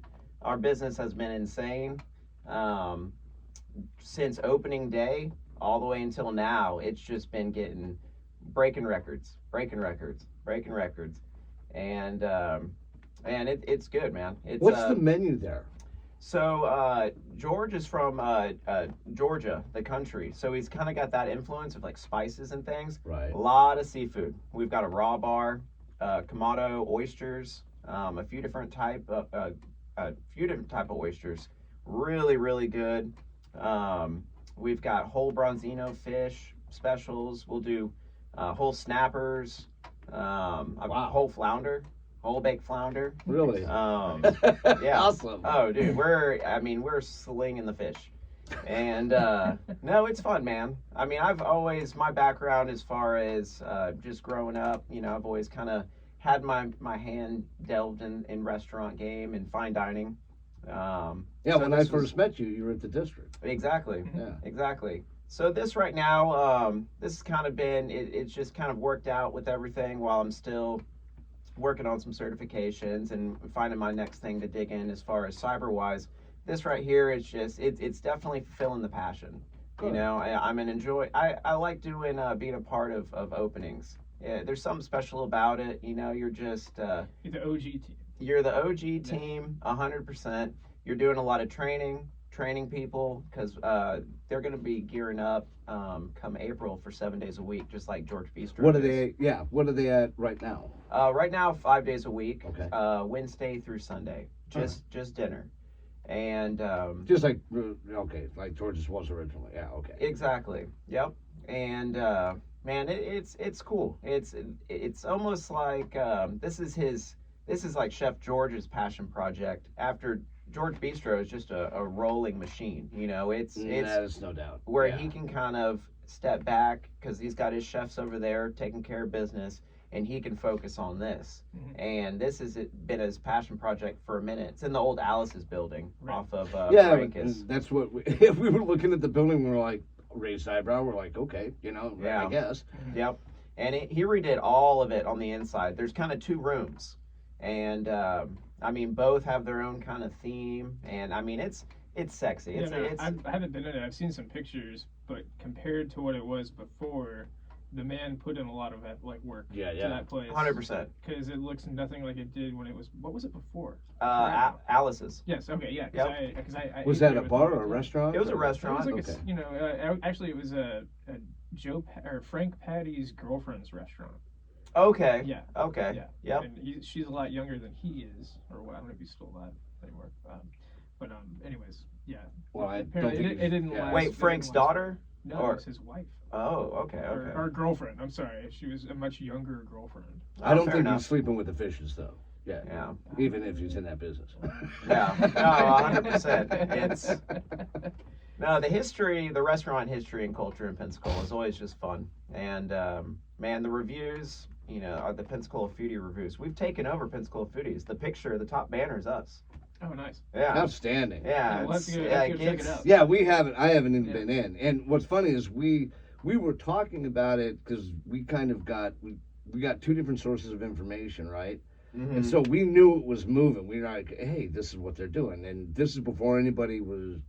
He hadn't made any announcement. Right. So we're right. like, okay, so George's is opening another restaurant, and this is where we're doing it. Those were the two things that we knew. Mm-hmm. And then we got so busy we backed away from it completely. We didn't even think about it. Right. And then when Ralph told me, he was like, hey, you remember Bruce? And I was like, yeah, I do. And he was like, yeah, we're gonna talk to him about being on the show. I was like, what is he doing now? And he was like, boom. And he tells me, Yeah. I'm like, dude, we forgot about that place. Yeah. What happened? Yeah, you guys come on in. We'll roll out the red carpet for sure. that's I think awesome. Josh is coming in. Chef Josh, I think he's coming in this upcoming Sunday. Oh, nice. Okay, yeah, because we're gonna have him on the show next week. We'll ask him about it. Yeah. So hey, it's enough about your food. Talk to Yeah. us about Bruce's food. Well, Kyle came in before did he? Bear Ball. Kyle came in, Okay. and I actually. So his brother is the sous chef, Oh, Chris Yeah, Kennedy. okay, yeah, You know what I mean? Okay. Like it's a family. It's the Now, mafia. The, you know what I'm yeah, saying? the It's- Kennedys are in charge here. Yes, Awesome. dude. And Watch your back. so Yeah. Chef Chris was like, Bruce, get off work, man. My brother's out there with 4 beautiful women. Go sit with them. Go eat. I was like, done. Done. You Yes, know, sir. so I walk out there and he's sitting there and all these girls getting ready for Bear Ball. Like it was Kyle's.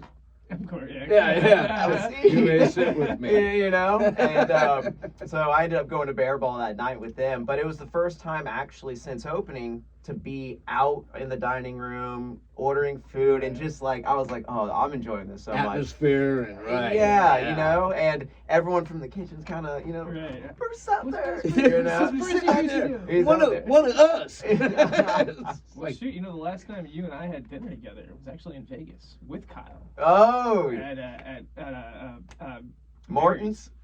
Perry's. Barry's. Barry's Steakhouse. Barry's downtown Prime. Yes. in the Circa Hotel.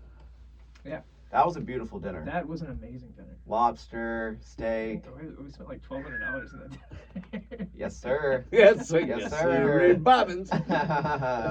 But yeah, we had Kyle, we had me. And actually, I was looking at my videos the other day. Oh, the memories popping I up? have a video of you pulling a handle on a slot machine. Okay. No, we'll have to do a full debrief of all those photos and get on it. Oh, yeah. Because I don't remember a quarter of them. I mean, I remember losing $5,000. All right, You know, okay. but I remember Kyle losing a lot of money. I was dressed as Elvis for about 3/4 of it. yeah, it was fun, man. At the end of the day, you know, it's just like it's one of those things. it's a You good go, time. yeah, It's it's a just a good good time. time. You got to get those out. You know, Yeah. I think taking a trip to Biloxi would be fun. Oh heck yeah! Oh yeah, I was out there 2 years ago at Margaritaville. We Okay. should try to Yeah. go when Horseshoe Kitty's playing, because they started playing the Yes. Hard Rock and another place, the Beau Rivage. The Beau Rivage. See, the yeah. Beau is my spot. So I love the Beau. Horseshoe Yeah. Kitty plays there about once a month now. Oh, no kidding. Yeah. Let's go to the next show. Yeah, let's Done. do it. Done. Let's do it. Boom. Boys trip. Boys, Boys. boys, Duh, boys. Duh, boys.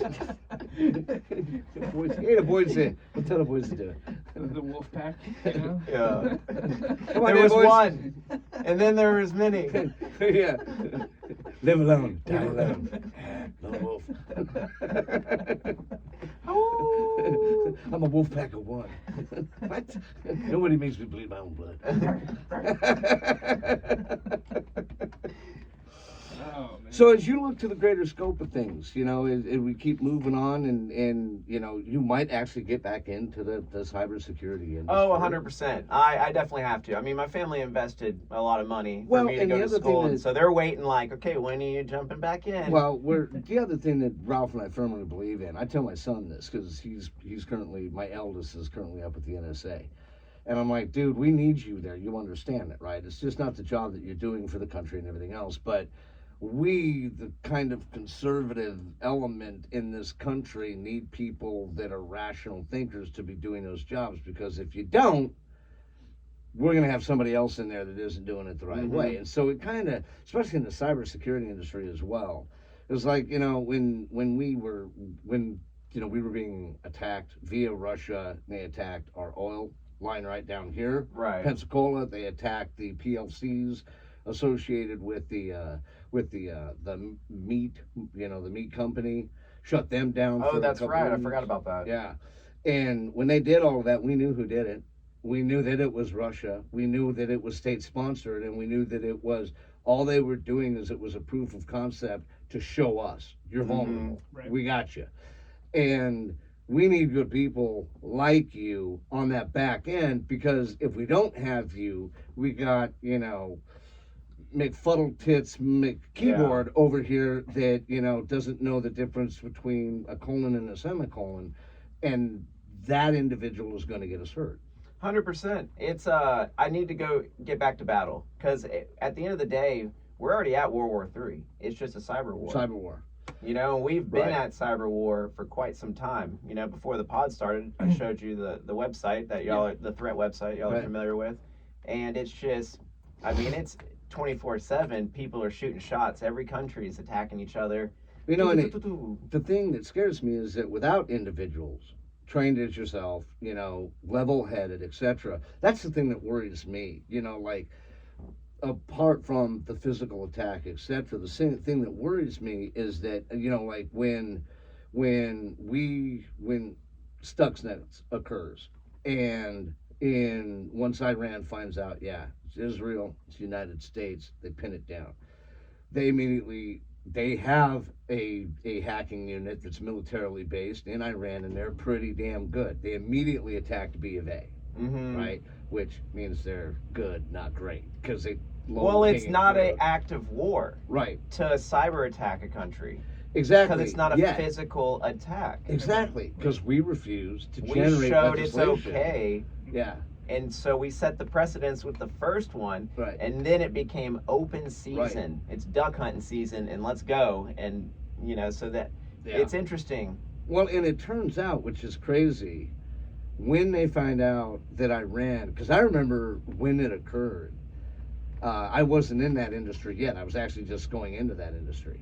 They claimed that it was satellites. That there'd been a solar flare, satellites were down, so the banking, online banking and the ability to use ATMs, that's down, which makes no sense. But the American public was like, "Oh, solar flares. Oh, that makes perfect sense. Solar Yeah. flares kill They everything." did it on Independence Day. Why Right, not? exactly. They brought down the mothership Yeah. with the satellites. Did they say aliens was coming? Yeah, and they brought a 200-foot radio tower with them. It's the craziest damn thing.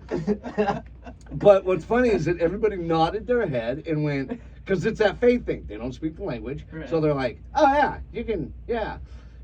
Solar flare, ATM. I see the connection. There's no connection, but it was Iran retaliating, and they're like, "So you're vulnerable here. If you do this to us again, we're going to do this to you." And it turns out that at the Rock, with NSA, they had their finger on a program called Nitro Zeus, which is Zeus. which is a one-button deployment. And the funny thing is, and this is something else. This is what I worry about. What people don't realize is that Nitro Zeus shuts you down permanently. This means 10 years of reconstruction inside of a nation state. Your water's gone, your electricity's gone, your hospitals are gone. Everything computerized is gone. That's how, they had people that were talking about it like, "Oh yeah, if we had hit that button." Stone Age. Yeah, Stone Age for the next decade, Yeah. minimum. They're clamoring for help. Mhm. Nothing would have worked. A nuke is nothing on it. Yeah. And it's interesting that Exactly. you mentioned that, because I did want to discuss this for a minute. The power grid. Oh yeah, our supposed air-gapped power grid that can't be messed with. Once that Yeah. goes down, then you think your ATM's working then? Yeah, no You know power. what I'm saying? Like communications, money, banking. You want to see a civilization fall, take their power away. Oh well, Right. like you said with nukes. I mean, if they hit the atmosphere with the 20 megaton nuke or whatever, you wouldn't be able to drive your car. You wouldn't be able to do anything. Well, like the from- EMP? It's Yeah, from the yeah, EMP, right? And it's a pick, and they have special. The bombs are modulated to be what's referred to as an atmospheric detonation that creates that specifically. Actually, Russia did the most significant testing on it. We don't have any protection of it outside of the military-industrial complex. They use shielding, but even then, not 100%. But I think that the quote-unquote cyber EMP is much scarier. Absolutely. That the ability that they could have infiltrated the system to such an extent, like you said, to go from modern age to stone age, the flip of a switch, Mm-hmm. that's scary. Oh, That's and really scary. imagine when a hurricane hits like Pensacola, or just in Florida, when the power goes out. You've got martial law, you've got looting, and that's just a little small area. Profiteering and Imagine a hurricane basically hitting the entire United States. the entire Oh, eastern man. seaboard. And I'll tell you, Oh, I'd yeah. almost feel they'd rather have that happen than this 2024 election, because you already know who's coming Yeah. to town. You know? Yeah. Santa's coming back to town, Yeah, well, and at they this don't point- want it that to happen. At this point, they're just trying to destroy as much of the political infrastructure as possible, because it's going to take a decade to fix that. Yeah, and Mhm. the mannerism by which Trump is getting elected means that he's a one-term president. He can't run for re-election after if and when he wins. And we had another podcast, and on that podcast we talked at length about that process, what was going on with it, and the fact that the Democrats in this country, that's what they're doing. They've been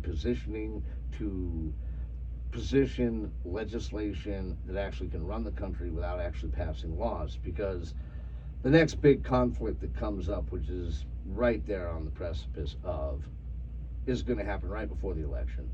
And then no matter what the results are, they're going to say, well, we got this big thing over here. We can't relinquish power. And this isn't a tinfoil hat thing that we came up with. My father and an individual that he worked for over 20 years, who used to be the head of the entire RNC West, Mm-hmm. they were talking about it. Oh, And no, for they were sure. positing it, and they're like, yeah, we don't think they're going to give it up this time. No matter what the election results are going to be, they're just going to keep rolling and tell you, yeah, we're not leaving. And I honestly believe that could happen this time. I'd be like, dude, what? Stop Yeah. smoking that stuff, I mean, we put up with Biden for 4 years.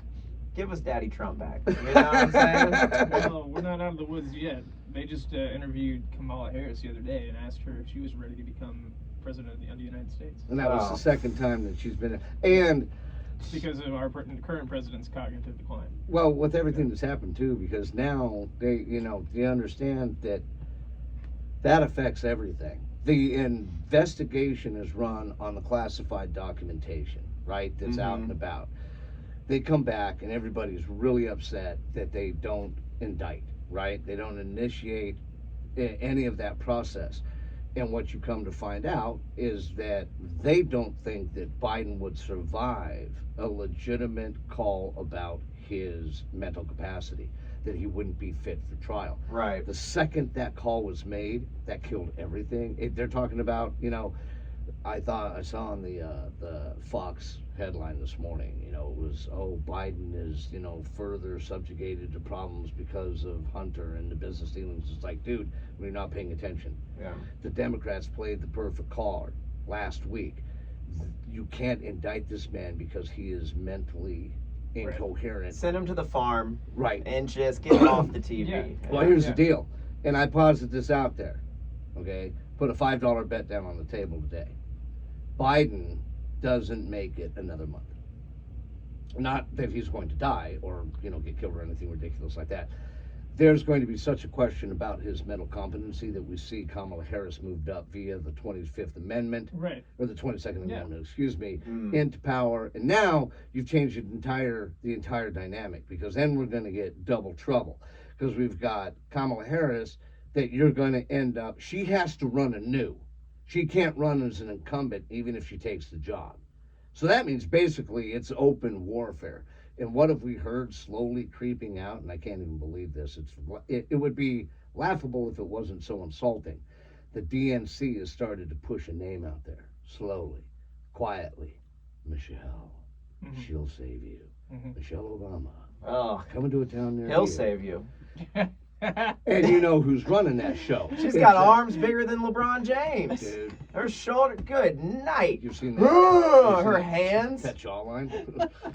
I mean, I know there's a lot of Transformers out there, but I can tell. I mean, if you can't tell by now, get out of here. Just get out of here. You know what I'm saying? So if we're talking about the reptilians and UAPs, bam, Oh yeah, right there. Michelle's That's your in the sky. thing. That's right. You see It's that little gonna be snaky tongue interesting. come out, and you're like, that's hot. Yep. I think at least, if anything, it's going to be entertaining. Stock up on as much food and ammo as you Have can. food and ammo and watch the show. Yeah, have cash on hand. Things to barter and This is coming from a cybersecurity specialist that worked inside of a bank, and it's true though. That's one of the things. No electricity, no currency, barter, trade, cash. And don't deal, if it ever comes down to that, don't deal with the profiteers. Point them out, isolate, get the group mentality, work against those people, because it's ridiculous. 100%. You got to shut those people down. But it is definitely something that, in any way, shape, or form, loss of power, etc., attacks on the grid, hurricanes, if you think that your money is cash foldable, I had $60 in my pocket, in my wallet, I think 3 weeks ago, and I gave it to Cam's because she needed it for something that she was going to buy that was cash only, and that was the first $60 I put in my wallet in probably 10 years. I'm not kidding. And I used to be a cash only guy. Cash, gold, silver, tradable commodities, somewhat in the prepper community, and I got away from that because I had to start doing business. Convenience. Yeah. That was the biggest thing. It was like, okay, I need to build my business, so my footprint has to be out there. Then, started working with Ralph, and even more so because we're out there, working within the confines of this world. 100%. But if you were going to tell people, say, look, this is what you need to watch when you're online from a cybersecurity standpoint. These are the go, no goes. This is the good, bad. This is the don't do. Because we've got the JCDC that just met again. And they're like, We need to take the National Cyber Incident Response Plan, which was last ratified and changed in 2016. Yeah. And their first statement coming out of this was, well, what we need to do is we need to let others know from a federal government standpoint what their roles and responsibilities are. So we're back to this. And a lot of people have said that the JCDC, they're like, this is a joke. It's supposed to be run by tech heads, and it's all run by lawyers. Right. So they can't pass a technology bill to save their lives. They don't know what they're talking about. No, not at all. So it's up to us, and it's up to individuals within the confines of our community to you educate your parents and your friends, etc. I do. I mean, half the phone calls I still deal with, related to computers to this day is from my dad, because he looks at it and is like, what else? We're there 24/7 tech support for Right. life, Yeah, 100%. for life, And yeah. we didn't even we were born into that without even knowing. I have had the angry spat with the family units. Sometimes they're like, look, I've heard from you 3 times in the last 2 months. Each one of them was to solve a computer problem. Don't call again. That kind of thing. Oh, 100%. Yeah, unless it it's can be not frustrating. My favorite is, oh, do you know how to hook up a printer? No, I know it's the point of fact. It's just like I get that everywhere I go. Yeah. Any family member, oh, I got this printer that's Yeah. giving me trouble. Oh, God. Yeah, It's exactly. like, They didn't cover that Hang in on, school. let me go grab my gun Yeah, so I can put it in my mouth. yeah. No. Why do you need to print something? Yeah. Can't you just take it to the Kinko's? How do I DocuSign? Yeah. Yeah. Did you just get an email about that? Come on, give it. No, Adobe. printers are the bane of my Adobe. existence. For real. Yeah. So, go easy on us. But if you're looking towards these things and you're talking to the family or something like that, what do you tell them? Say, hey, this is what you need to watch out for, coming down the political/legislative landscape.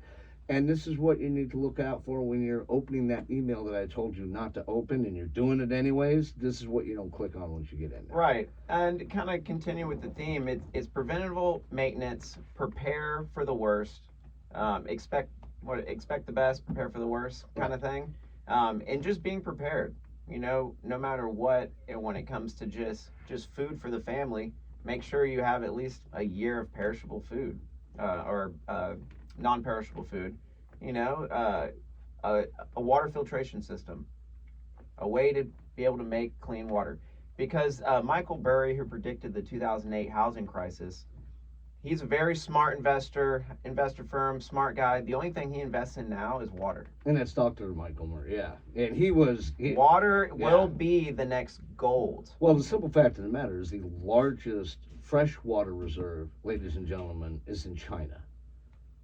Period. There you go. That's where it's at. So we don't have it. And like right now, there are 3 separate warring factions active in Africa, all of them centered in the country of Chad, and all of it based on water. Mm-hmm. So if you think it's not coming, remember, ladies and gentlemen, and this isn't tinfoil hat stuff, you can turn to, oh, that's right, your local environmentalist and learn this information. The Ganges is drying up, dude. The Ganges is drying up, and when that glacier goes bye-bye and the Ganges River goes bye-bye, you're going to have 1 billion people. They're going to leave India and migrate because there won't be any water. Think about that. 1 billion people. Now, just out there in the world, we can't handle what we're dealing with now. And the only country that will be safe in all of Europe is Poland, which doesn't allow immigration.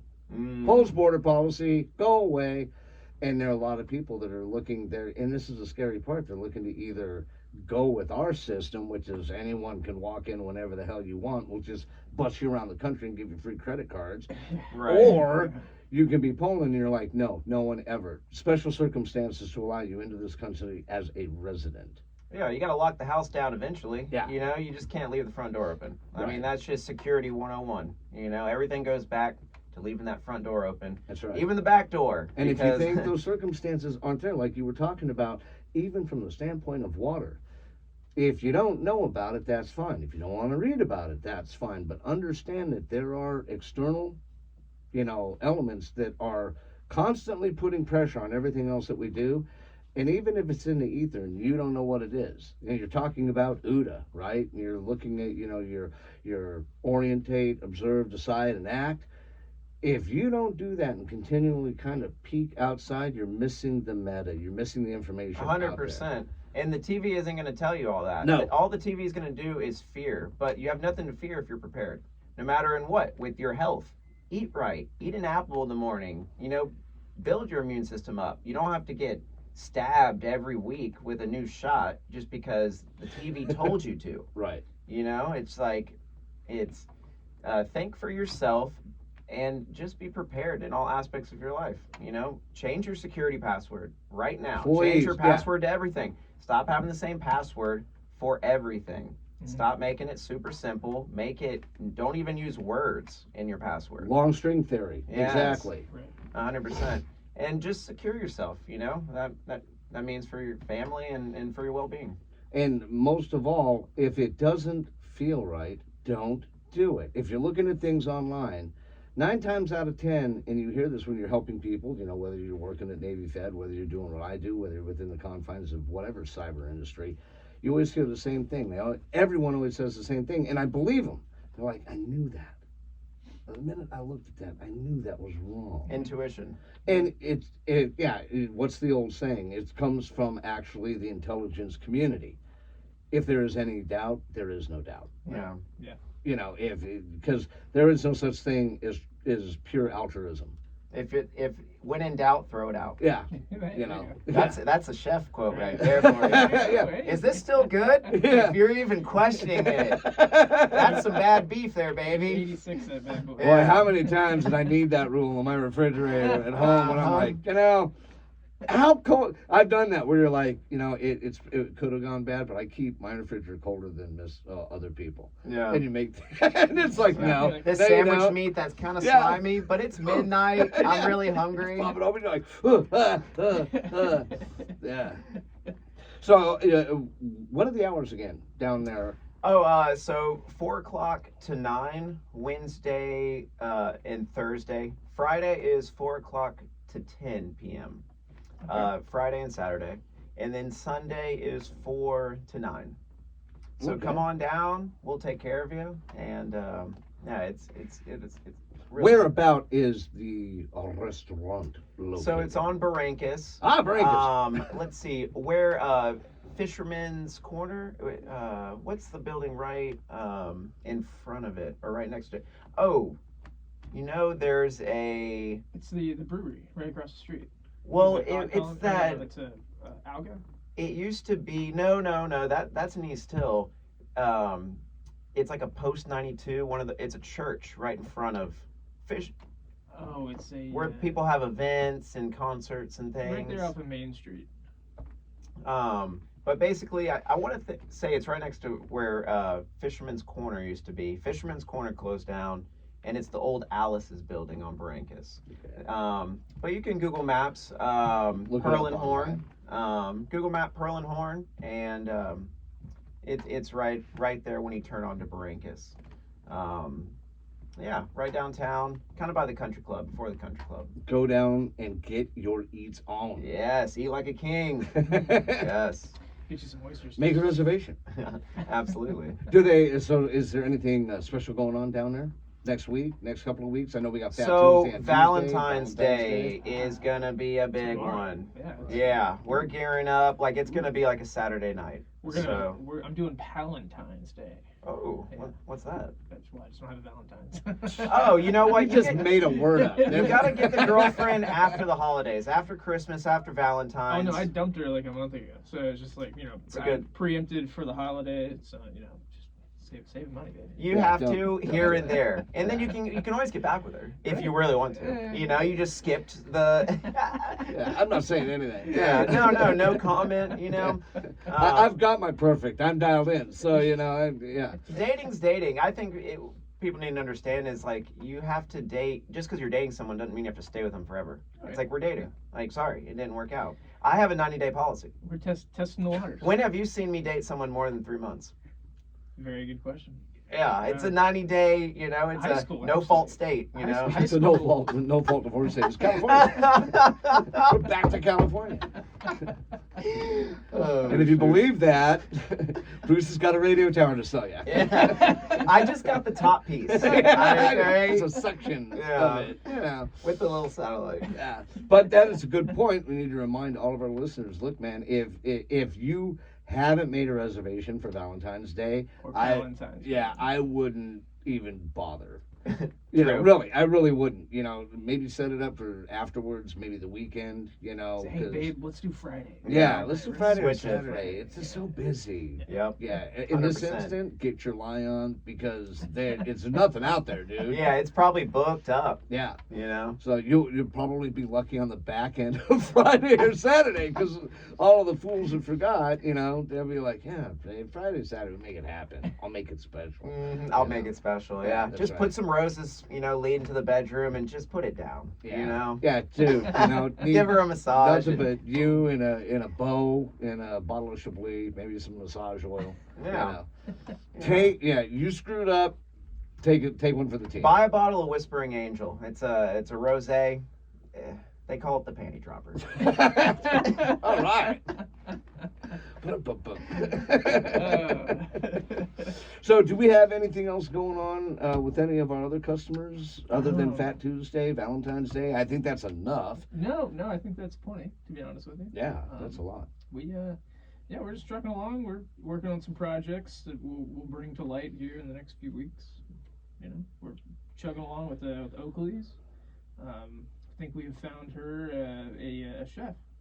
Oh, that's right. That's Yeah. right. And we'll have more updates on that. Oh, as and we we got speak. the oven sold. I gotta go get rid of that tomorrow. Oh, outstanding. The Which Vulcan? is Yeah.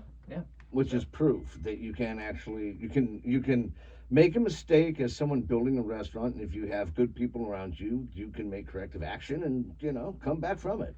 Bing, bang, boom. Yeah, but it also means don't buy the equipment before you lay out the bloody restaurant and what it's going to be. That should True. sound like an obvious one, but you'd be surprised. It's not though, right? Yeah.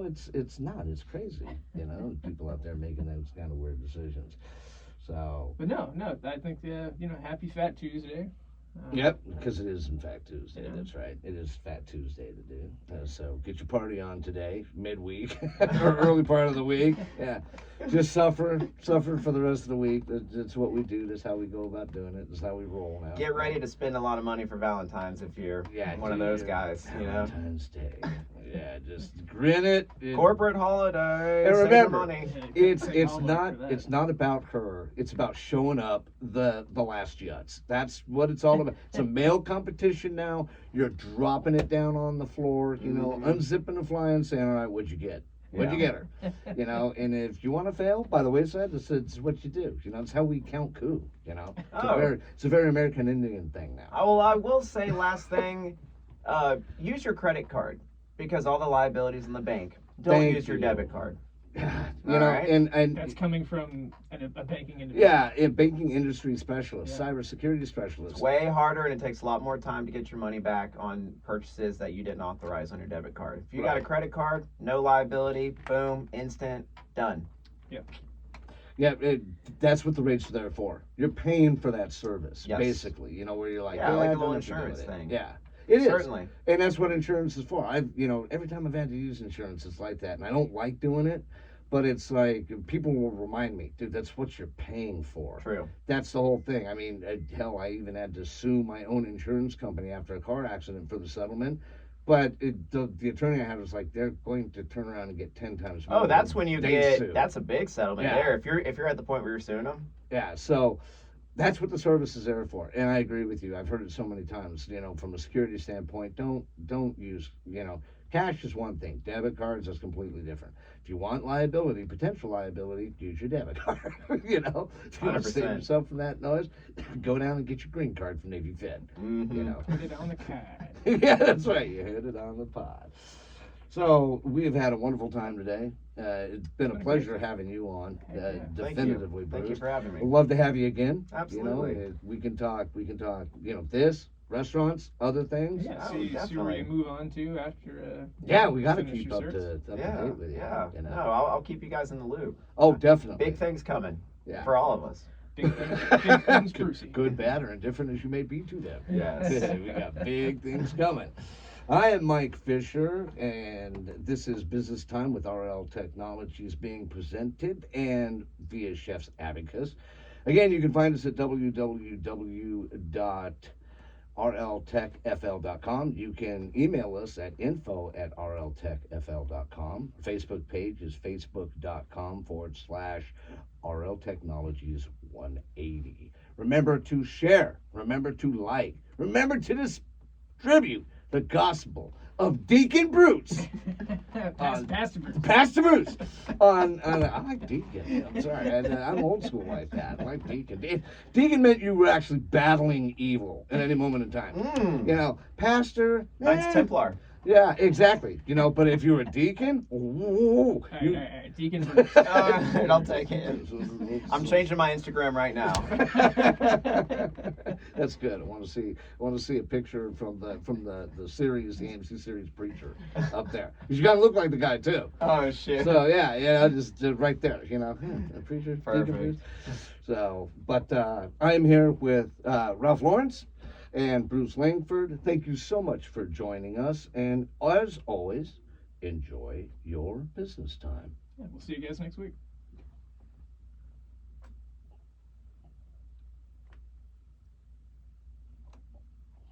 Got it. Oh, Nice. heck yeah.